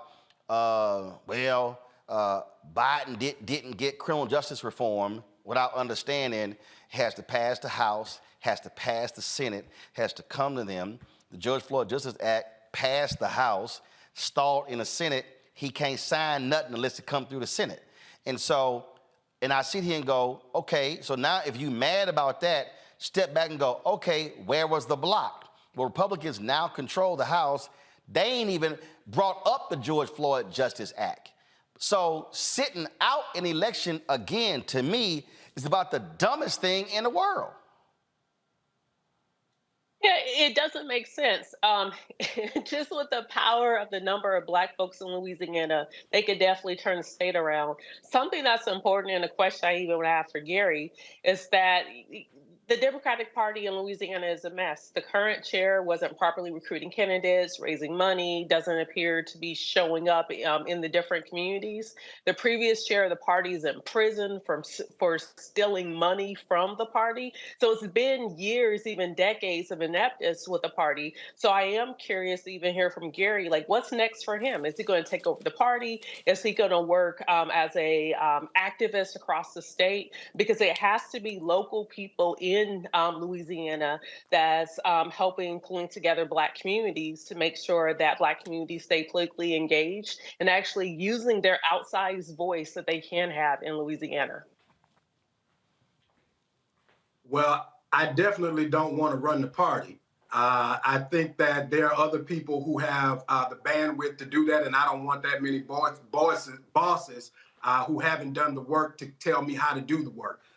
For me, I think that what we need is a leader who has the capacity to raise money and somebody who's not afraid to do the hard work of touching the voters in these communities around the state. I launched an effort called Civics for the People, which is a voter education effort, because at the end of the day, one of the reasons a lot of people don't participate is they don't even understand half of what Roland just broke down, that this is the process that goes through in order to pass a bill, in order to make things happen in our community. These are the roles that each person does. When I was running for Congress, I had people asking me about things that your city council members should do, right? If people don't have an understanding of what the government does, then they're not going to participate in the process just because we say vote. And so that has been a key effort for me, voter education. But someone like me has to be able to raise the resources to do that. And so I'm one individual doing that work, but the Democratic Party has the bandwidth to do that at a larger scale. And Cedric Richmond helped put Katie Bernhardt there as the chair of the party, and the party is failing. And so people like Cedric, who have the ear of the president,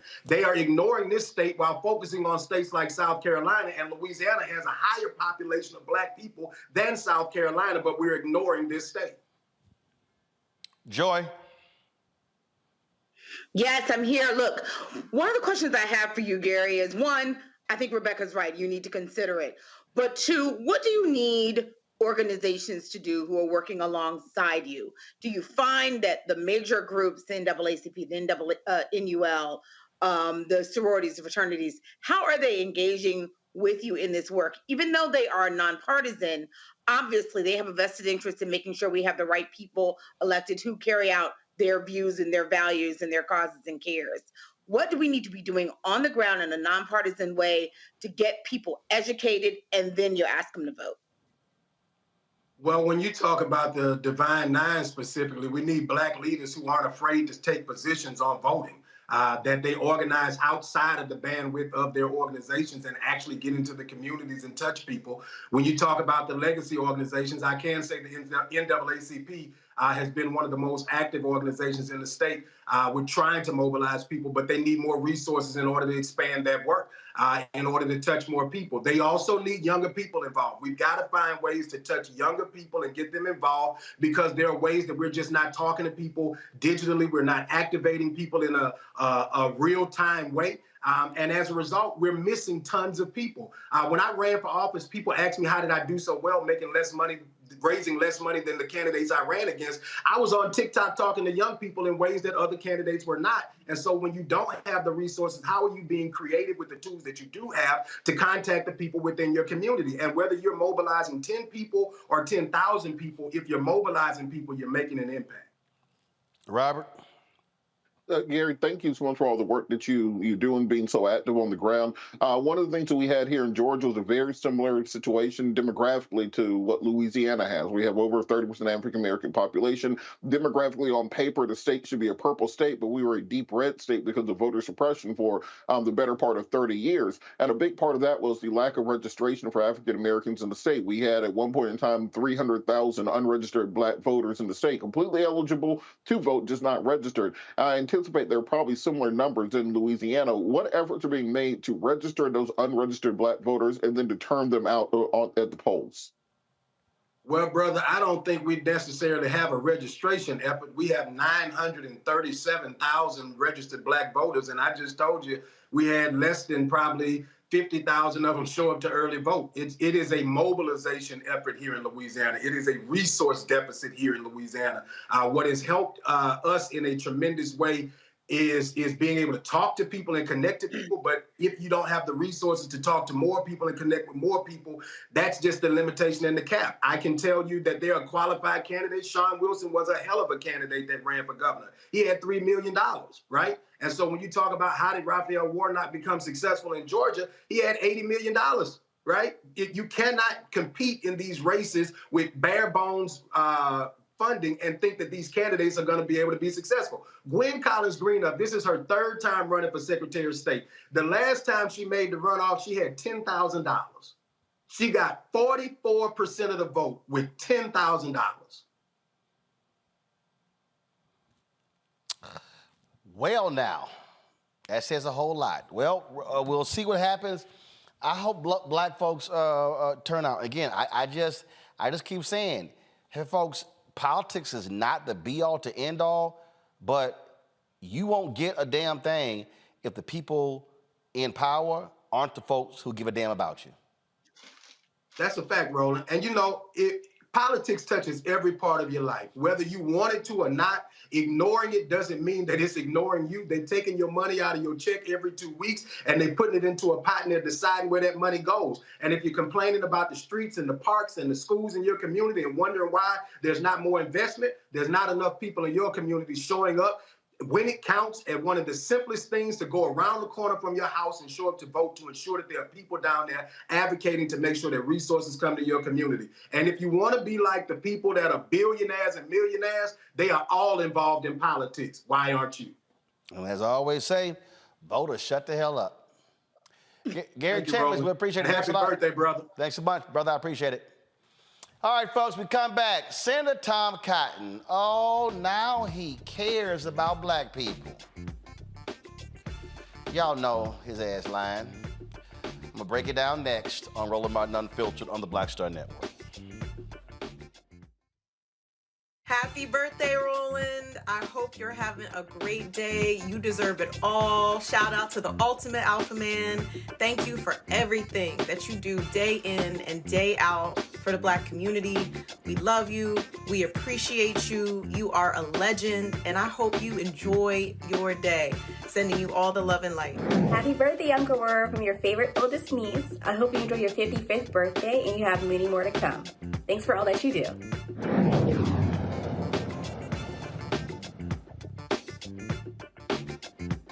Next on the Black Table with me, Greg Carr, we welcome the Black Star Network's very own Roland Martin.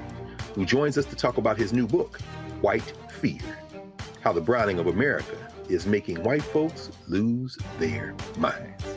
The book explains so much about what we're going through in this country right now, and how, as white people head toward becoming a racial minority, it's going to get, well, let's just say, even more interesting. We are going to see more violence.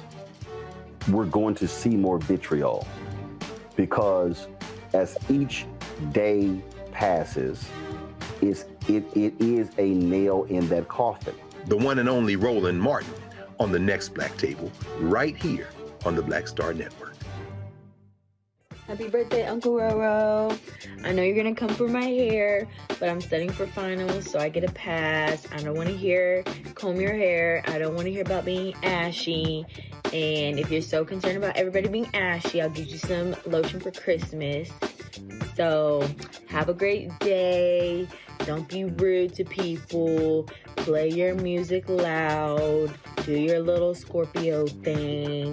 But whatever. Have a good day. Rockhead Uncle.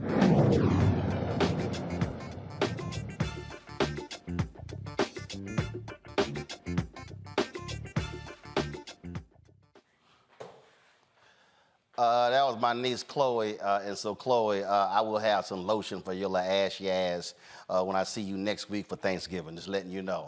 All right, y'all, so y'all already know I hate cigarette smoke. I can't stand cigarette smoke, y'all. I'm allergic to smoke. It's gotten in my system before, and it just flat out drives me crazy. So I ain't got no problem standing with the people who are against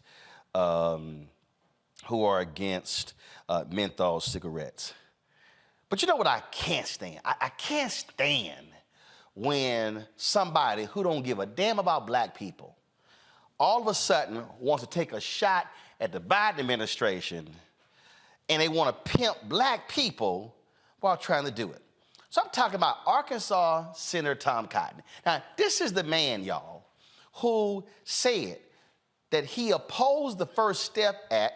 He said we should be putting more people in prisons.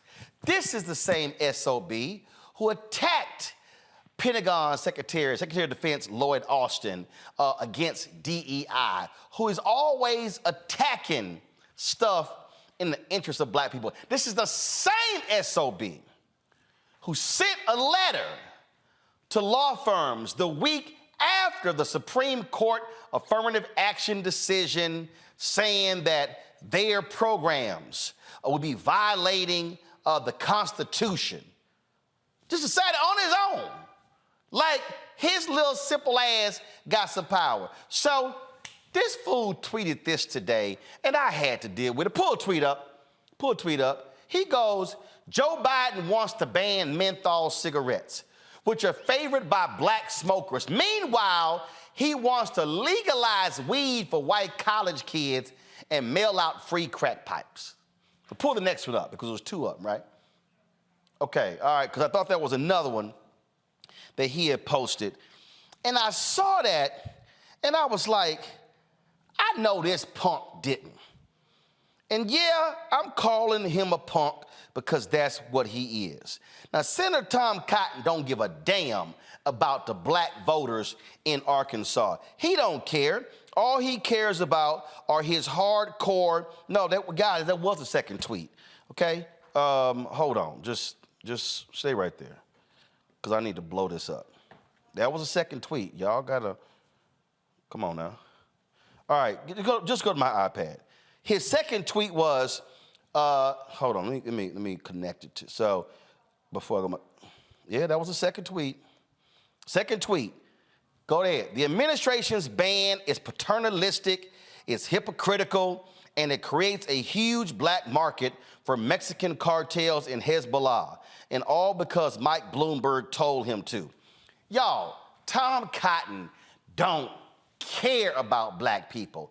Joy, he ain't fooling nobody with this here. And so all of a sudden, Tom Cotton, oh, they want to get menthols, which black people like. Now, Tom Cotton ain't said nothing how the tobacco companies have been targeting black people over the last 5 decades. Tom Cotton ain't said nothing about how menthol cigarettes are the more addictive out of all cigarettes and how 82% See, he ain't talking about none of that, but now all of a sudden, oh, it's paternalistic for them to want to ban menthols, want to legalize weed for white kids. We know exactly what this punk doing, and trust me, Tom Cotton is not a friend of black America. Tom Cotton is the biggest liar on the Hill, and there are a lot of liars on the Hill. And I don't use incendiary comments, but Tom Cotton, guys, if you remember, is an insurrectionist. At least he supported them and was willing to overthrow the election, not certifying it. Was willing to do that. He doesn't care about black people. He actually doesn't care about anyone. So I hope that not only are black people not falling for his mess, but no one should be. He pulled together, strung together all kinds of words. I bet it was a test for he and his staff. How do we get menthol, white kids, black kids, Hezbollah, and Bloomberg all in the same tweet series? Right. He's a joke. And see, here's the thing here, Robert, is hilarious. So the proposed ban on menthol is going to go after the production as well as the distribution of menthol cigarettes. He's trying to make it sound like black people gonna be walking around, man, I need to get that menthol cigarette. I need to get that menthol cigarette. And so now he ain't said nothing about the thousands of black people who die every year because of menthol cigarettes. See, Mr. Pro-Life don't say nothing about that. Well, I also did not know that Hezbollah was selling loose squares down by the train tracks, down by the Green Line. I was unaware of the Mexican cartel dealing Cools and Joe Camel down at 5 Points or anything like that. But I say, look, Tom Cotton will make a deal with you since you're bought and sold by the tobacco lobby. We'll trade you menthol cigarettes if you vote in favor of universal health care to handle the health issues that come from the cigarettes you think are so important. Or we will trade you menthol cigarettes if you will release all the African Americans who are currently serving prison sentences, both on the state, local, and federal level, for marijuana and other drug-related crimes. You release them, you can keep all the menthol cigarettes that you want. We will trade you menthol cigarettes because you're bought and sold and paid for by the tobacco lobby. If you will give us free early childhood education so we can help educate kids out of wanting to use those cigarettes and explain the health concerns around them. And there are plenty of things that we will trade you, but what he's really saying is that because the profits of the tobacco companies are in danger, because the health of tobacco companies is more important than the health of African Americans, he wants to use dog whistles in order to make it seem as if the regulations that are being put in place to help save the lives of black folks are somehow deleterious to it. When he doesn't concern himself with that writ large. I've seen a very similar argument from our black conservative friends where they say, well, all this money is going to Ukraine that could be going toward reparations. Then you have the follow-up question, are you saying you support reparations? Well, no, but I'm just trying to make the point. That is the only thing he's trying to do here. They're trying to discredit the president who's trying to save black people's lives by using these canards in their place. And as I said, I'll be more than happy to negotiate with him so that he can keep the menthol cigarettes. But there's a few things on the list of legislation that black folks are going to need in exchange for his little cancer sticks. And you know, Rebecca, go to my iPad. Tobacco companies gave $1.5 million to Trump inaugural and ramped up lobbying. They want to roll back FDA oversight of e-cigarettes and cigars. This is from Matthew Myers, the president, Campaign for Tobacco-Free Kids, from April 21st, 2017. I wonder who Tom Cotton is in the pocket of. I'm sorry, you cannot be white, defend slavery as a necessary evil, have the last name Cotton, and then try to tell me you care about black folks. Like, come on, Tom. Like Joyce said, he is one of the worst in the Senate, and that is such a low bar. That bar is in hell, and he's one of the worst. Well, that's exactly it is. And so I just needed to I need to point that out because Tom Cotton is an absolutely despicable person, a despicable individual. Go ahead. For the record, nothing that the Biden administration did to ban menthol cigarettes would create any carceral repercussions for anyone who smokes menthol cigarettes. So you don't have to worry about that. They didn't say that if you were smoking those cigarettes, you're going to go to jail or anything like this. It's about the production of menthol cigarettes that have been proven to be incredibly dangerous and result in death for anyone who smokes them, predominantly African Americans. But see, it is about health. It is not about the criminal justice system. But see, what was so arrogant here is, he want to ban the cigarettes for black people, but he want to get legalized marijuana for white kids. It's been legal for white kids. Huh? It's been legal for white kids. What is he talking about? Tell me how many white kids and white college kids are really getting arrested because they had possession of marijuana. Get out of here. Yeah, and I'm quite sure, Robert, Tom Cotton is just really spending a lot of time going around to the black parts of Arkansas saying, here's what I'm going to do for y'all. I've just brought y'all some boxes of menthol cigarettes, and I want y'all to have a grand time, and I'm going to do all I can, black people, I'm going to do all I can to make sure y'all black people get to keep smoking the menthol cigarettes and keep killing yourselves and driving up the health care costs, and I'm going to make sure we don't expand Medicaid expansion, and guess what? I'm going to also make sure we do some cuts to Medicare and Social Security so your smoke-infested lungs won't be able to get treated. That's what I'm going to do for you, black people.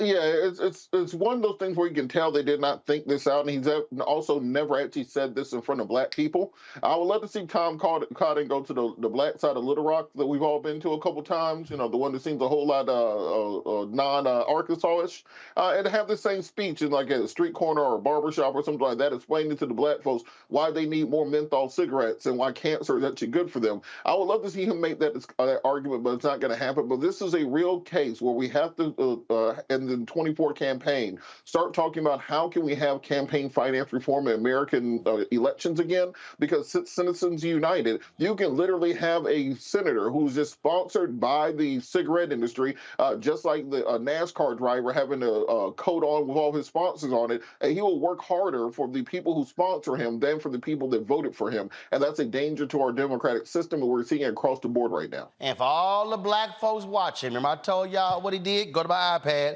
This was the letter that Tom Cotton sent to top law firms warning them about race-based hiring practices. So, yes, Tom Cotton don't want black people to get hired at law firms, but he damn sure wants you smoking menthol cigarettes.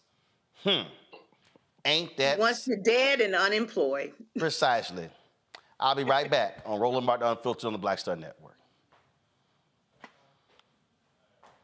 Hey there, we just wanted to wish you, my big brother, a very, very happy birthday.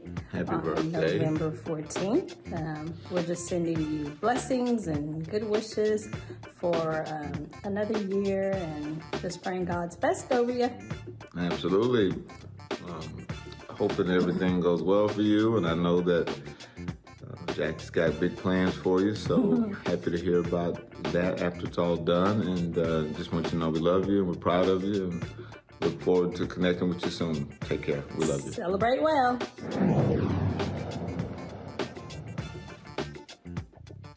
I'm Dee Barnes, and next on The Frequency, we have griot, performance artist and author, writer, singer, and composer, Queen Mother Nana Camille Yarborough. Please join us for an incredible conversation of knowledge, wisdom, and power of the elders. I'm a perception changer. You're a rearranger. You're a mind evolver and a problem solver. You're a beast eater, a soul excreter, a void filler, and a bile spiller. You are a thought warmer, a plan former, a power orchestrator, and a tongue translator. Right here on The Frequency on the Black Star Network. Happy birthday, Uncle Roro. Happy birthday. Happy birthday, big head man. Out of all my brother-in-laws named Roland, you're by far my favorite one. Have a very happy birthday, and we wish you many, many more. We love you very much. Love you. Hey, today is the one day of the year we all pretend you are the favorite child. Enjoy. Love you, big brother. Happy birthday.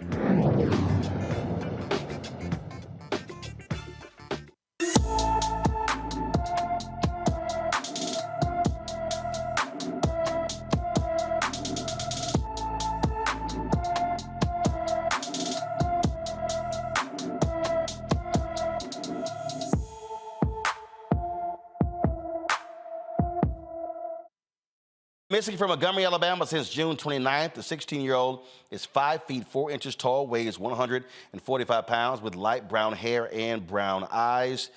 Anyone with information about Tatiana Allen should call the Montgomery, Alabama Police Department at 334-241-2651, 334-241-2651. Y'all, this has been the week of crazy Republicans, okay? Just crazy Republicans. So check this out. So Chip Roy was on the floor of the House today and was just outside of his mind in a speech. Listen to what this fool said. One thing. I want my Republican colleagues to give me one thing, one, that I can go campaign on and say we did. One. Anybody sitting in the complex, if you want to come down to the floor and come explain to me one material, meaningful, significant thing the Republican majority has done besides, well, I guess it's not as bad as the Democrats. One thing. You know what? That right there, Robert, is an ad that will write itself. You know, I'm trying to figure out what the hell Republicans' plan is right now. You have a Democratic president who's polling in the mid-30s. You have a Democratic Congress that is very unpopular with the American people, to split right down the middle on the funding for Ukraine, funding for Israel, etc. And then the House Republicans just seem to say, hold my beer, I could be more crazy. They deposed Kevin McCarthy for working with Democrats on having a continuing resolution to keep the government open. Then the new Speaker of the House, Mike Johnson, has a compromise with Democrats to keep the government open through a continuing resolution. You have the Republican debate where you have Vivek Ramaswamy and Nikki Haley going back and forth with each other, calling each other scum, etc. Donald Trump is doing not jokes and yo mama jokes about Chris Christie, calling him a fat pig. And the Republican Party really thinks that this is going to be what happens for the American people to hand the reins of power back over to them. They are a party in complete dysfunction. What used to be Tea Party, crazy MAGA Republicans are now moderate rhinos in this current Republican Party. People like John Boehner, Eric Cantor, Paul Ryan are no longer welcome in the Republican Party. They did John Boehner so bad he just became a weed head and drinks all day now. I'm not quite sure how they can form a governing coalition, but also Democrats are going to get their game together and capitalize on this. You should not be running neck and neck with a party that's in complete disarray, where you have George Santos with 21 felony counts, Lauren Boebert getting felt up at the theater, and everything else going on in the GOP, and y'all are barely beating them. Democrats are going to have to figure out a way to put some more distance between them and a party that's in free fall and collapse. You know what? I found a longer clip. Let me just go ahead and play this here, because I found it to be fantastic. Rebecca, watch this. One thing. I want my Republican colleagues to give me one thing, one, that I can go campaign on and say we did. One. Anybody sitting in the complex, if you want to come down to the floor and come explain to me one material, meaningful, significant thing the Republican majority has done. There's not one person on earth that hates saying I told you so. And I'm not an exception. I love saying that shit. Not secretly, publicly. Representative Chip Roy, Republican from Texas District 21. You ain't new. Welcome to the fucking world. Republicans don't do shit. They never have done shit. They don't have any plans to do shit. They just want the power. I love it so much, because it's like, all right, we ain't done nothing. Make sure we don't get reelected. He said the quiet part out loud. I really want to see a TikTok remix with Ray J's One Wish to go after him. He's like, one thing, and then just start playing One Wish right under it. I mean, look, Chip's great. You know, like keep it moving, Chip. Like maybe, you know, in February, I'm expecting for Republicans to kick out their current speaker. So maybe Chip should run and become the next Speaker of the House and actually do something for the remaining months of the year, leading up to the general election in 2024. I mean, you know, I'm glad he's speaking truth to power. Maybe there could be more. You know what? Hold up. I'm gonna grab one of these bottles of alcohol from my party over here. So Joy, Joy, I'm gonna do a reenactment of Chip Roy. Anthony, give me the wide shot. All right, y'all. So I'm about to reenact for y'all Chip Roy on the floor of the House. We ain't doing shit. We've been here all this damn time. We've been in charge, and we ain't done a damn thing. Matter of fact, why don't we all just have a drink together since we ain't done shit, we ain't gonna do shit, we don't look like shit, and we simply ain't shit.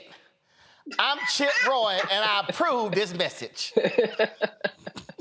Hey, man, he needs to hire you. This Chip, change parties. Chip, just change parties. No, Chip, take your drunk ass back home with that to Texas, and you and that other drunk ass Clay Huggins or Higgins, whatever his name is, because they by two of the dumbest people in Congress. It's insane. So, I mean, what is so crazy to me is that no matter what he's saying, I bet you if you asked him what he's going to do about it, the answer is pretty much nothing. Friends, you got to vote, and I'm not telling you who to vote for, but don't vote for people who will side with Tom Cotton and the likes of other Donald Trump and other people who only use you. They don't care about you. They don't care about you, and they haven't done one damn thing. And again, I'm trying to sit here, and y'all, this has got to be drunk ass Republican week on Capitol Hill. It's got to be drunk ass, because if y'all want to see, hold on, I'm trying to find. If y'all want to see straight up, no holds barred ignorance. Now I just shot. Now Robert had to bounce. Now I just showed y'all Chip Roy, but I'm gonna tell you right now, the other dude who I think he clearly has been greatly impacted by long COVID, because he says some of the dumbest stuff I have ever seen somebody say, and I'm talking about right here. Here's Clay Higgins. All right, go ahead, y'all. That the FBI had that sort of engagement with your own agents embedded into the crowd on January 6th. If you are asking whether the violence at the Capitol on January 6th was part of some operation orchestrated by FBI sources and or agents, the answer is emphatically You're saying not. No. You're saying no? Not Okay. Violence orchestrated by FBI sources or agents. Capitol, can you confirm that the FBI had that sort of engagement? All right, y'all. So that's in that clip. So he does that. Now the long, again, y'all, it's hilarious. The longer clip, when the fool, he gonna try to sit here and try to show some. But give me 1 second. Let me try to find it. Okay, here we go. Here's. All right, roll it. Okay. Oh, here we go. Here we go. At the Capitol on January 6th was part of some operation orchestrated by FBI sources and or agents. The answer is emphatically You're saying not. No. You're saying no? Not Okay. violence orchestrated by FBI sources or agents. Are you familiar with you know what a ghost vehicle is? Director of the FBI certainly should. You know what a ghost bus is? A ghost bus? Ghost bus. I'm not sure I've used that term before. Okay. It's pretty common in law enforcement. It's a vehicle that's used for secret purposes. It's painted over. These two buses in the middle here, they were the first to arrive at Union Station on January 6th, 0500. I have all this evidence. I'm showing you a tip of this iceberg. Mr. Chairman. These two buses Mr. are Chairman. painted completely white. These buses are nefarious in nature and were filled with FBI informants dressed as Trump supporters and deployed unto our Capitol on January 6th. Your day is coming, Mr. Ray. Thank you, Mr. Chairman. Mr. Chairman. Okay. All right. So, Anthony, go to the wide shot. So I'm about to give y'all a reenactment of Clay Higgins. So here's Clay Higgins. Clay Higgins like. FBI Director Ray. You ever heard your ass ever heard of some Ghostbusters? Some Ghostbusters. You ain't never heard no Ghostbusters? Some Ghostbusters are some clear ass buses you can't see. Cause they some Ghostbusters. And on them Ghostbusters, Mr. FBI Director, them was some FBI informant ghosts that were on them Ghostbusters. I think, Mr. Head of the FBI, I think all over the Capitol on January 6th, it was a bunch of ghost FBI informants infiltrating the crowd, and we couldn't see them because they ghosts. Now, do y'all have a ghost task force at the FBI? And Kysre Ray says, did you say, do we have a GOAT task force? No, man, I said in my Louisiana drawl, do y'all have some ghost task forces? Because I know I saw some ghosts on them ghost buses. That's how his ass sounded, Rebecca. Maybe he has that free weed that Tom Cotton talking about. Like, this is like Scooby-Doo and the Mystery Machine. Like, what the hell is he talking about? Anytime you go to Union Station, it's filled with buses like that because they actually have parking for buses, especially when people are staging for events. And then Rebecca, I saw them ghost buses at 5 o'clock in the morning. And right now they're there. And at 5 a.m., there's going to be buses there. And guess what? Everybody can see them. So they're not ghost buses because we can see them. Like, Nah, people too. Joy, that's some bullshit. I saw them ghost buses, and it was ghosts just all in them buses, just talking to each other, and all of them are FBI informants. Who you gonna call? Ghostbusters! The only thing that will be ghost is us if we allow these people to win. Please. I mean, who is supporting? Literally, are the people of Mr. Higgins' district being supported at all? This man is on TV humiliating you. He doesn't care whether you have clean water. He doesn't care if he's bringing money back. He is wasting time talking about ghost buses. He is ridiculous. And the whole Republican Party is ridiculous. It's time. Ghostbusters. Who you gonna call? Mr. Okay, Higgins, all right, I'm gonna close the show out on this one, because see, here's what I think happened this week. So yesterday, the senator from Oklahoma was gonna fight the head of the Teamsters. And I think the senator from Oklahoma thought the head of the Teamsters was a ghost. Okay, so watch this, y'all. Come on. In the truck with me when I was building my...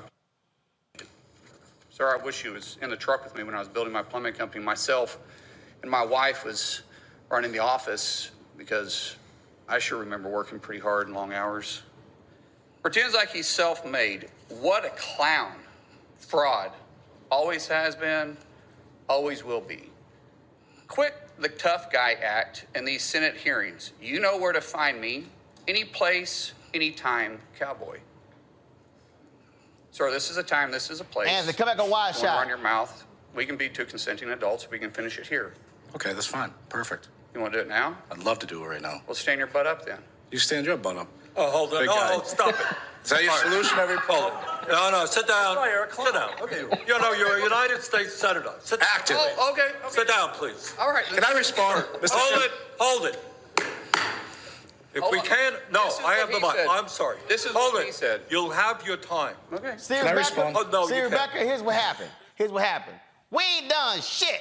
Oh, no, stand your ass up. I'm about to whip some ass with some ghosts. That's what these. That's literally the week. And then you had the dude said Kevin McCarthy hit him in the rear, hit him in the kidney. They trying to fight. Then you got.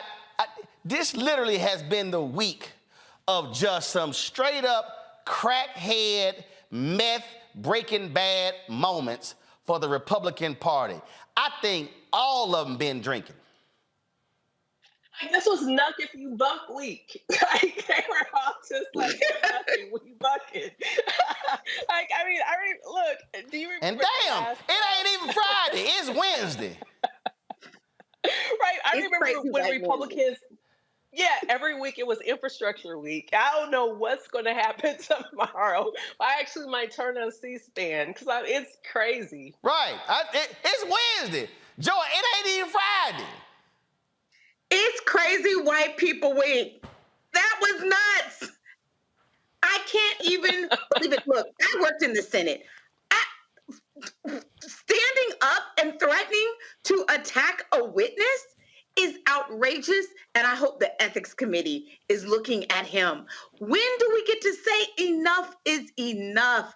If you're watching these people, and I assure you our enemies are watching us right now, and it's funny, but not so funny. Well, isn't a good look. I'm gonna leave it's y'all. It's not a good look. It's not. I'm gonna leave y'all on this one here, y'all. A GOP-led Pennsylvania school board voted to give the outgoing superintendent, who's retiring, $700,000 severance package after the Republicans lost 5 seats on the school board. Central Bucks School District Superintendent Abram Lukabaugh signed a 5-year contract in July. He resigned Monday. The Republican-controlled board holds the power until December 6th, allowing board members to pass the controversial severance package 6-3. At the school board meeting, hundreds of residents packed into an auditorium and protested at the severance, including $39,000 in taxes taxpayers must cover.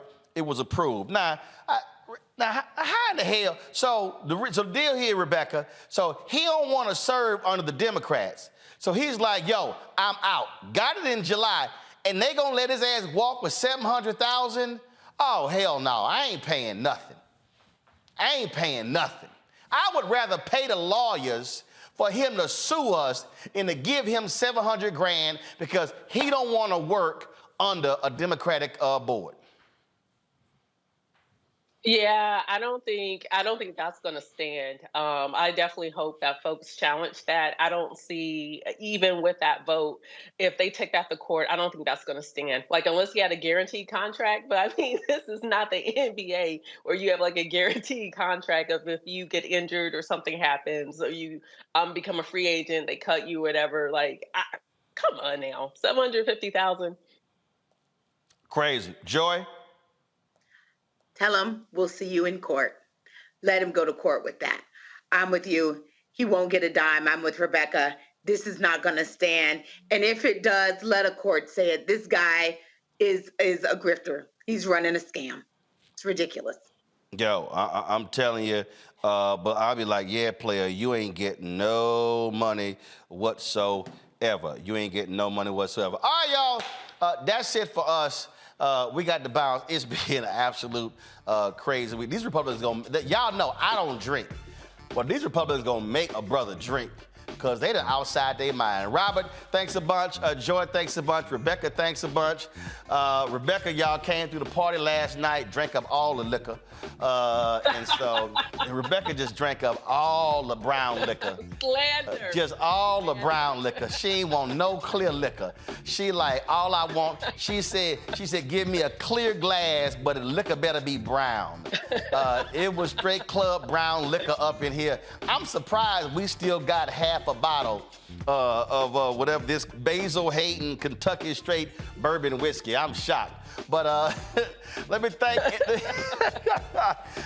everybody who came out. Let me thank all of y'all who gave me birthday shout-outs on social media. I appreciate that. Let me thank, of course, our staff. We had a great time with the party. Lynette, our caterer. Lindsay, who handled booking the bartender. Everything was fantastic.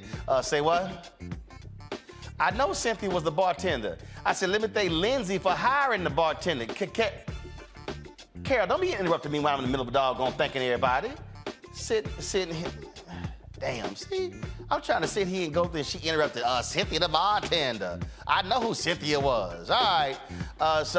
Again, let me thank Lindsay for booking Cynthia the bartender. Had a good time. Folk came out. Congresswoman Jasmine Crockett, Congressman Bobby Scott, my man, Congressman Andre Carson, Congressman Jim Clyburn, his daughter Mignon Clyburn, so many others. My man John Hope Bryan and his wife Chaitra. They flew in from Atlanta. I appreciate that. With so many different folks, and I appreciate all the bites from family members. I think we got 2 more, my nephew Chris, as well as my brother and his wife. Y'all got those, right?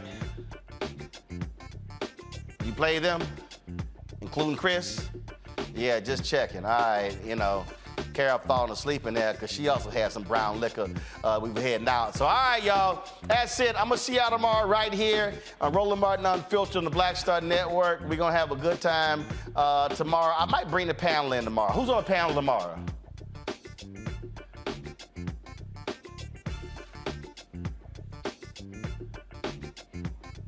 All right, so see if they can come into the studio tomorrow. So, all right, y'all, that's it. Hope y'all have a great time. Let me also shout out Adina Howard. Her birthday was yesterday. Let me see some other people we shared birthdays today. My girl, let's see here. Adina's birthday was yesterday. Angel's birthday was yesterday. Bianca. Kosia's birthday was yesterday. Carlia's birthday was yesterday. I know a whole bunch of 11-14 folk whose birthday was yesterday. And so I think Carlisa Rice's birthday is on the 14th as well. So let me thank everybody as well. So again, I'll see y'all tomorrow. Don't forget to support us in what we do. That is join our Bring the Funk fan club. So you can check in money order to P.O. Box 57196, Washington, D.C. 20037-0196. Cash App, $RM Unfiltered. PayPal, R Martin Unfiltered. Venmo is RM Unfiltered. Zelle, Roland at RolandSMartin.com. Roland at RolandMartinUnfiltered.com. Download the Black Star Network app, Apple phone, Android phone, Apple TV, Android TV, Roku, Amazon Fire TV, Xbox One, Samsung Smart TV. Don't forget you can watch us on, of course, on Amazon News. But go to Amazon Fire, check us out there. Tell Alexa, play news from Black Star Network. Plex TV, Amazon Freevee, and Amazon Prime Video. And be sure to get a copy of my book, White Fear, How the Browning of America is Making White Folks Lose Their Minds. Folks, that's it. I'll see y'all tomorrow, folks, right here. Same channel, same bat place on All About Unfiltered on the Black Star Network. Ha! Folks, Black Star Network is here. Hold no punches. I'm real revolutionary right now. Support this man, Black Media. He makes sure that our stories are told. Thank you for being the voice of Black America, Roland. Stay black. I love y'all. All momentum we have now, we have to keep this going. The video looks phenomenal. See, there's a difference between Black Star Network and Black-owned media and something like CNN. You can't be Black-owned media and be scared. It's time to be smart. Bring your eyeballs home. You dig?